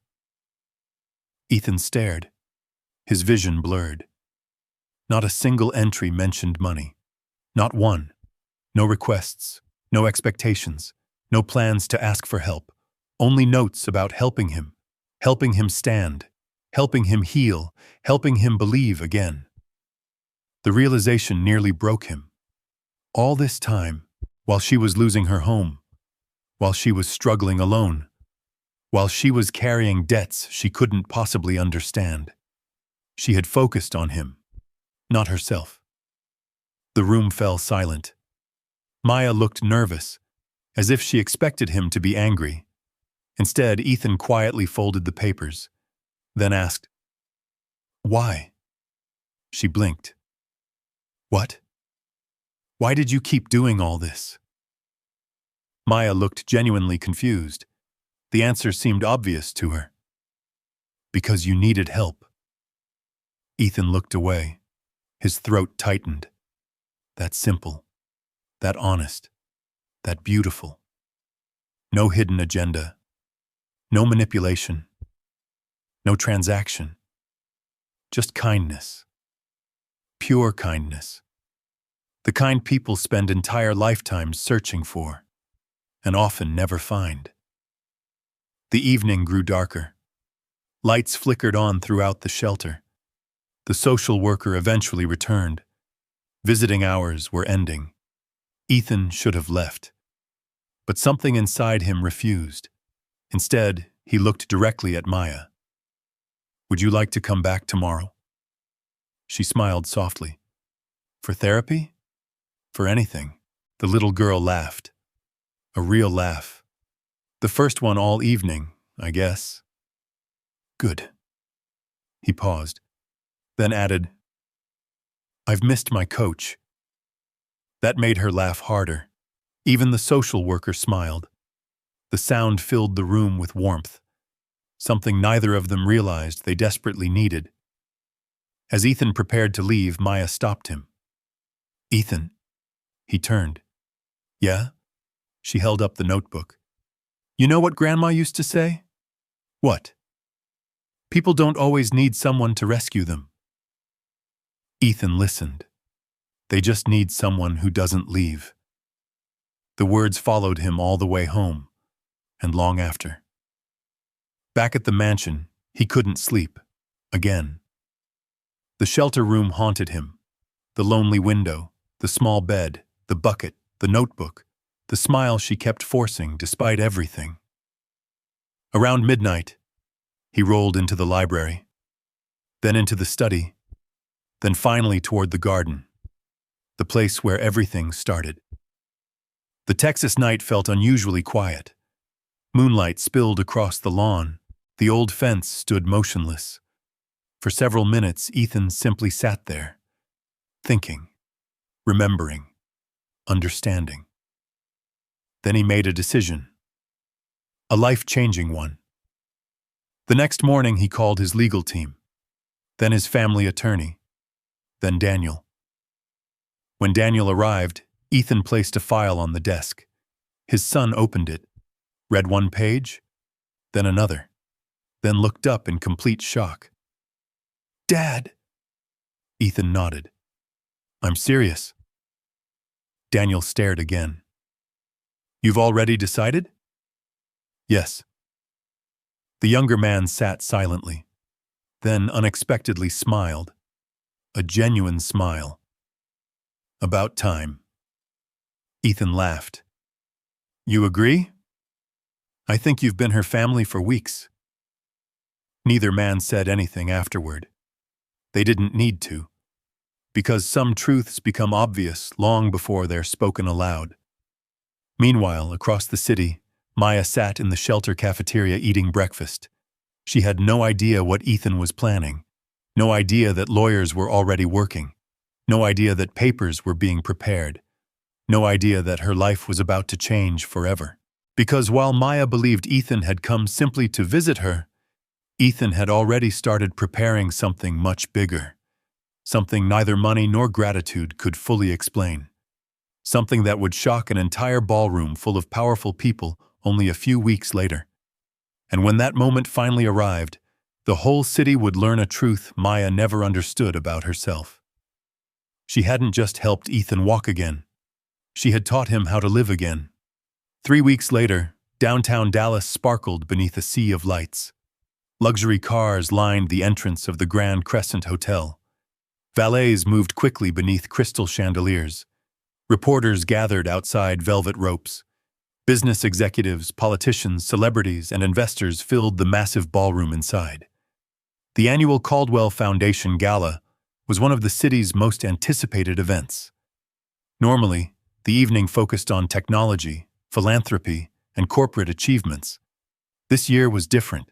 Everyone wanted to see Ethan Caldwell, the billionaire who had become national news, the man whose battle with North Star Insurance continued making headlines, the man whose miraculous recovery had stunned doctors across Texas, the man many still expected to arrive in a wheelchair. Inside the ballroom, Whispers floated between tables. He'll probably make a statement. I heard the lawsuit is worth millions. Did you see the latest report? They say that little girl changed everything. At the center of the room stood a massive stage illuminated by golden lights. Behind it, giant screens displayed photographs from the foundation's charitable work. The atmosphere felt elegant, sophisticated, important. But beneath the polished surface lingered anticipation. Everyone sensed something unusual was coming. Backstage, Daniel adjusted his tie while staring toward the entrance.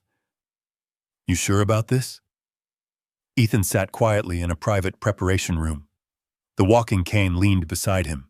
His suit fit perfectly. The expensive fabric couldn't hide the nervousness in his eyes. No. Daniel laughed. Good. Why is that good? Because if you're nervous, it means this matters. For a moment, neither spoke. Then Daniel's expression softened. You know. What? I never thanked her. Ethan already knew who he meant. Maya. Daniel nodded. I should have. The guilt remained visible. Weeks earlier, he had dismissed her, judged her, accused her, and yet she never held it against him. That fact bothered him more than if she had. Ethan placed a hand on his son's shoulder. You can still thank her. Daniel smiled. Yeah. A knock interrupted them. Margaret stepped inside. Elegant as always, though tonight her eyes appeared suspiciously emotional. It's time. The room fell silent. Ethan looked at the cane, then toward the door, then at his own legs. Legs that had once felt lost forever. Legs that still weren't perfect, still weren't strong, still required effort. But they worked, and that was enough. Across the city, Maya sat nervously in the back seat of a car. She had never attended a gala, never entered a luxury hotel, never worn a dress this nice. The simple navy blue dress had been chosen by Margaret. The shoes were new. The hairstyle took nearly an hour. Yet despite everything, Maya still carried the notebook. It rested safely inside her small bag. The social worker had smiled when she left. Mrs. Jenkins had cried. Mr. Lewis had hugged her twice. Everyone seemed excited. Maya mostly felt confused. Ethan had been unusually secretive for days. Whenever she asked questions, he smiled and changed the subject. That alone made her suspicious. The car finally arrived. Flashing cameras lit the night. Reporters shouted questions. Guests turned to look. Some recognized her immediately. The little girl from the news. The little girl with the bucket. The little girl who supposedly helped a billionaire walk again. Maya lowered her eyes. She hated attention. Always had. Fortunately, Margaret appeared instantly. There you are. The older woman took Maya's hand. You look beautiful. Maya smiled shyly. Thank you. As they entered the ballroom, conversations seemed to pause. Not completely, just enough. People looked, whispered, wondered. Some smiled. Others simply stared. Maya felt uncomfortable immediately. Margaret squeezed her hand. Don't worry, I'm trying. You belong here. The words stayed with her. Because for most of her life, Maya rarely felt like she belonged anywhere. The ballroom lights dimmed. Music faded. Guests returned to their seats. A spotlight illuminated the stage. The host stepped forward. The evening officially began. Awards were presented. Donations announced. Speeches delivered. Polite applause filled the room. Yet everyone knew those moments weren't why they were here. Finally, the host smiled. And now, the room grew quiet. We welcome a man whose journey has inspired millions. Applause erupted. The giant screens illuminated. Ethan's name appeared. Guests turned toward the stage entrance. Many expected wheels. Many expected assistance. Many expected limitations. Instead, silence swept through the ballroom. Absolute silence. Because Ethan Caldwell walked onto the stage, slowly, carefully, using a cane, but walking. The room froze. Thousands of eyes followed every step. One, then another, then another. Not fast, not perfect, but real, completely real. Several people stood instinctively. Others gasped. A few wiped tears. Even reporters forgot to take photographs for several seconds. Ethan reached the center of the stage. The spotlight settled around him. For a moment he simply stood there, looking out across the crowd, looking at the faces, looking at the disbelief. 3 years ago, doctors said this moment would never happen. Yet here he was, standing. The applause exploded, louder than anything heard all night. The sound rolled through the ballroom like thunder. Ethan waited patiently. Eventually, the room quieted. Then he spoke. I spent 3 years believing my life was over. The room listened, completely silent. I believed experts. I believed reports. I believed limitations. His voice remained calm, measured, honest. And most importantly, he paused. I stopped believing in hope. The words landed heavily. Many guests lowered their eyes. Because they understood. Not the paralysis, but hopelessness. Everyone had known it at some point. Ethan continued. Then someone appeared in my backyard to carrying an old bucket. Soft laughter rippled through the room. Warm laughter. Affectionate laughter. Not mockery. Love. The giant screens suddenly displayed a photograph. Maya, standing beside the community kitchen, holding the bucket, smiling. The audience turned, searching, finding her. Maya immediately wanted to disappear. Her cheeks turned red. Margaret squeezed her hand again. Ethan smiled from the stage. They called her a scammer. The room quieted. They called her a liar. Silence deepened. They called her foolish. No one moved. No one spoke. Some people laughed at her. Ethan's voice softened. I almost did too. Maya looked down. The memory still felt painful. Then Ethan continued. But she never asked me for money. She never asked me for favors. She never asked me for anything. His eyes found hers across the ballroom. She only asked me to believe. Maya felt tears gathering.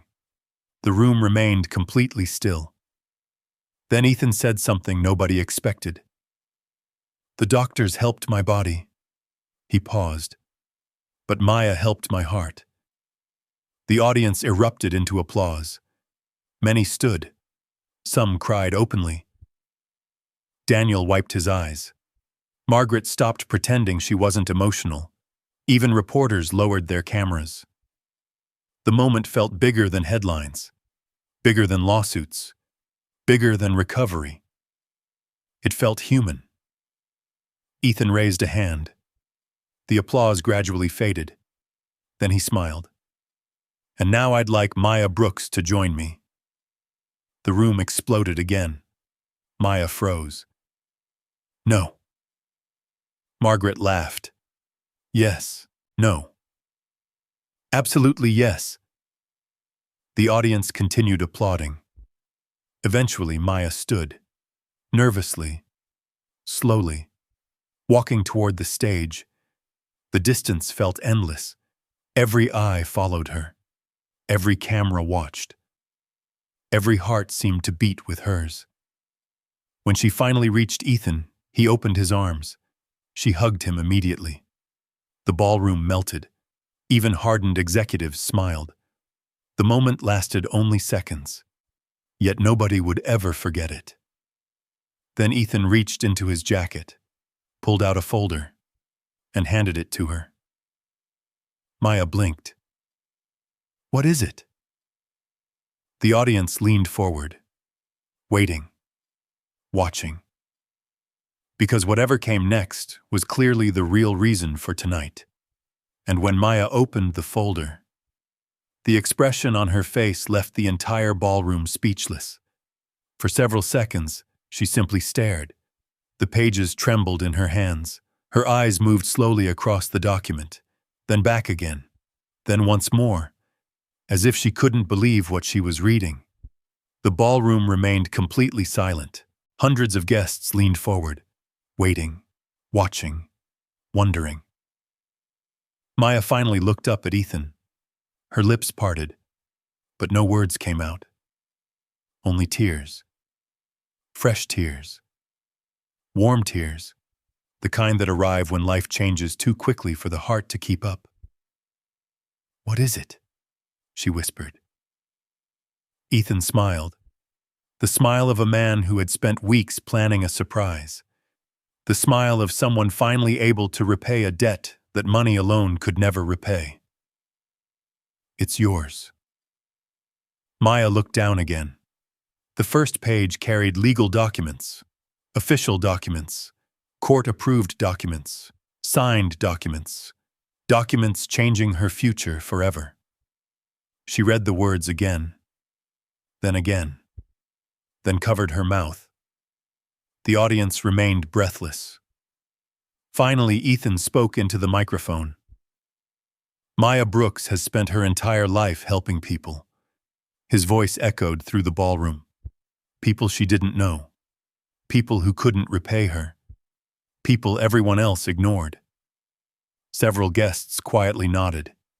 They had seen the videos, heard the stories, met the little girl.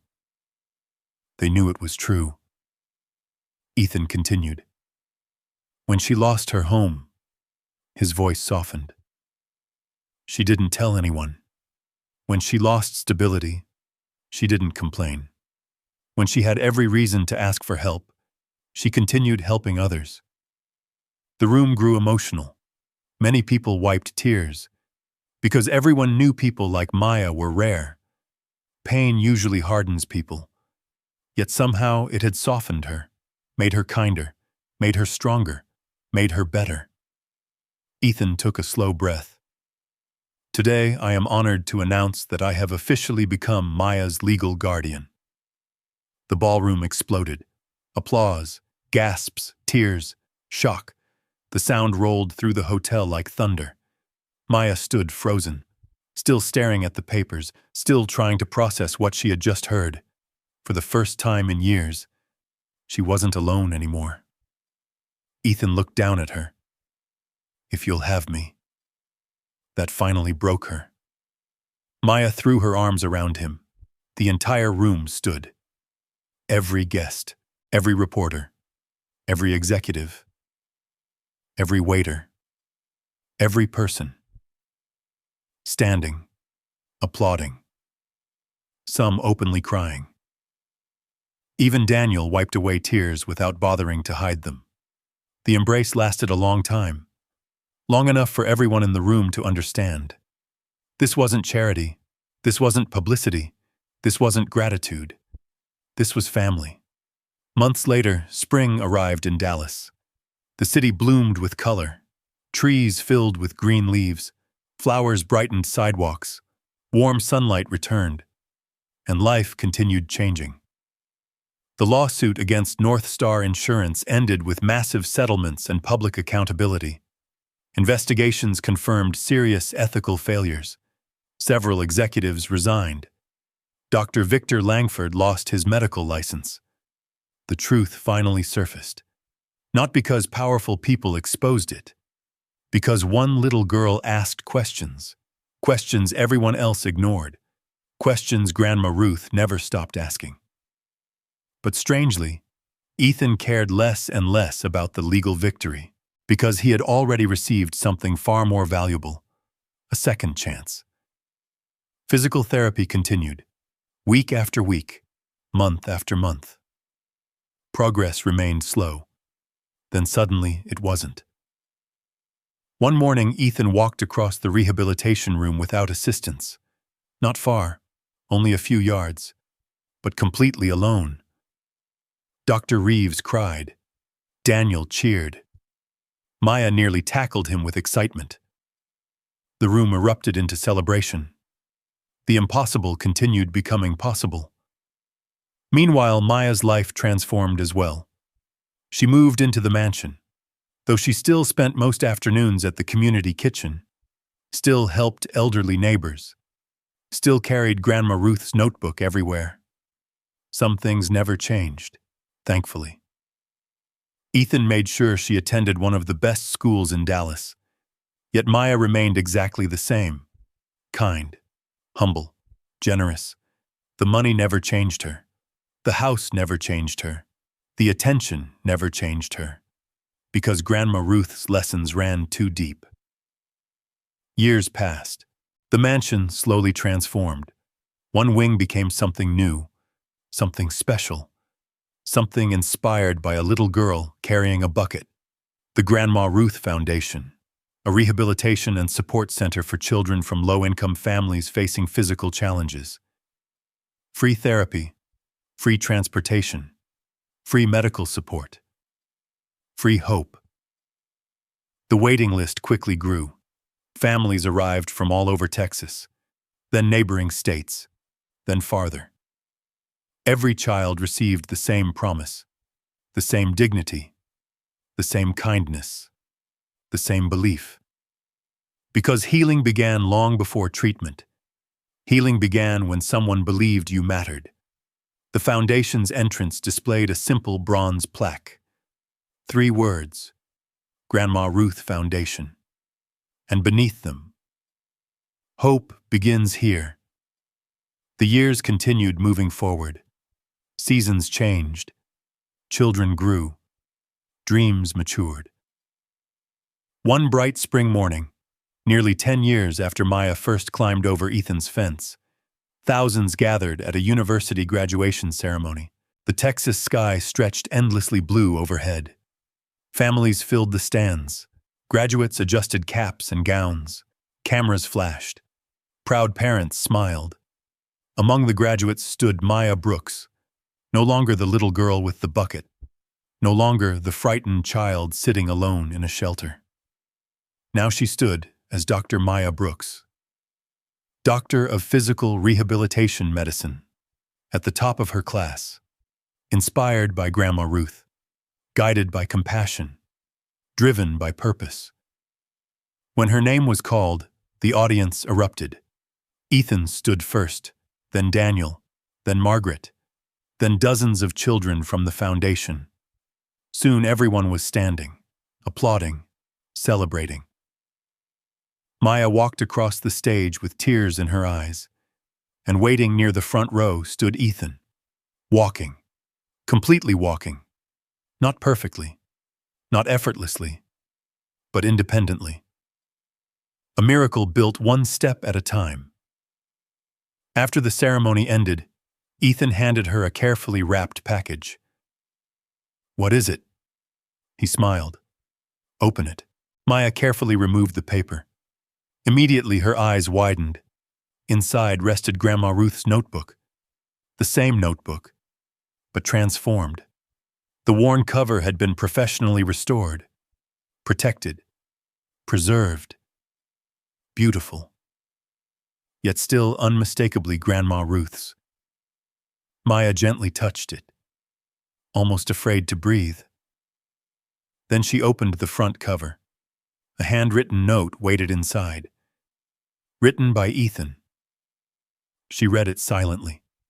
Then tears appeared instantly. The message said, "You washed my feet, but you taught my soul how to walk. Love, Ethan." Maya hugged him. Neither spoke. They didn't need to. The words had already said everything. Several years later, another sunny afternoon arrived at the Grandma Ruth Foundation. The building buzzed with life. Children laughed in hallways. Therapists moved between treatment rooms. Families gathered in waiting areas. Hope filled every corner. Near one treatment room sat a young boy in a wheelchair. 8 years old. Scared. Discouraged. Certain his future had disappeared. The same look Ethan once carried. The same look Maya had seen hundreds of times. She entered quietly, holding a familiar object. A small bucket. Not because she needed it, because it reminded her where everything began. The boy looked up, nervous, unsure. Maya knelt beside him. The same way she once knelt before Ethan. The same way Grandma Ruth once knelt before countless others. Generations of kindness continuing forward. "What's your name?" she asked gently. "Tyler." "Hi, Tyler." The boy looked down. "The doctors said it might be difficult." Maya smiled softly. She had heard those words before. Many times. Then she placed a reassuring hand over his and spoke the same sentence that changed her life. The same sentence everyone once laughed at. The same sentence nobody laughed at anymore. "Your feet are only sleeping." Tyler looked up. Curious, hopeful. "What does that mean?" Maya glanced through the window. Outside, Ethan walked across the foundation courtyard. Children played nearby. Families laughed. Life moved forward. Everything that once seemed impossible now stood before her. Living proof. Then she looked back at Tyler and smiled. "It means we're going to wake them up together." Outside, sunlight poured across the courtyard. Inside, another story was beginning. And this time, no one doubted the promise. If this story touched your heart, leave a comment and share what part stayed with you the most. When Maya opened that folder in a ballroom full of strangers and realized she finally had a family again, it wasn't the applause that changed everything. It was the moment a little girl who had spent years helping everyone else finally discovered she didn't have to carry life alone anymore. This story reminds us that some of the most important people in our lives don't arrive with power, money, or status. They arrive quietly, do something good without asking for anything back, and leave us wondering how we ever lived without them. Today, think about one person you've been taking for granted. The person who keeps showing up, keeps helping, keeps caring without recognition. Maybe send a message, make a call, or simply tell them what they mean to you. Ethan almost missed the value of Maya because he was looking for answers in all the wrong places. If Maya's journey moved you, comment one below. And tell me this, has someone ever changed your life without realizing it? I'd love to hear your story. And stay with us, because the next story begins with one small act of kindness that nobody noticed, until it changed an entire family's future.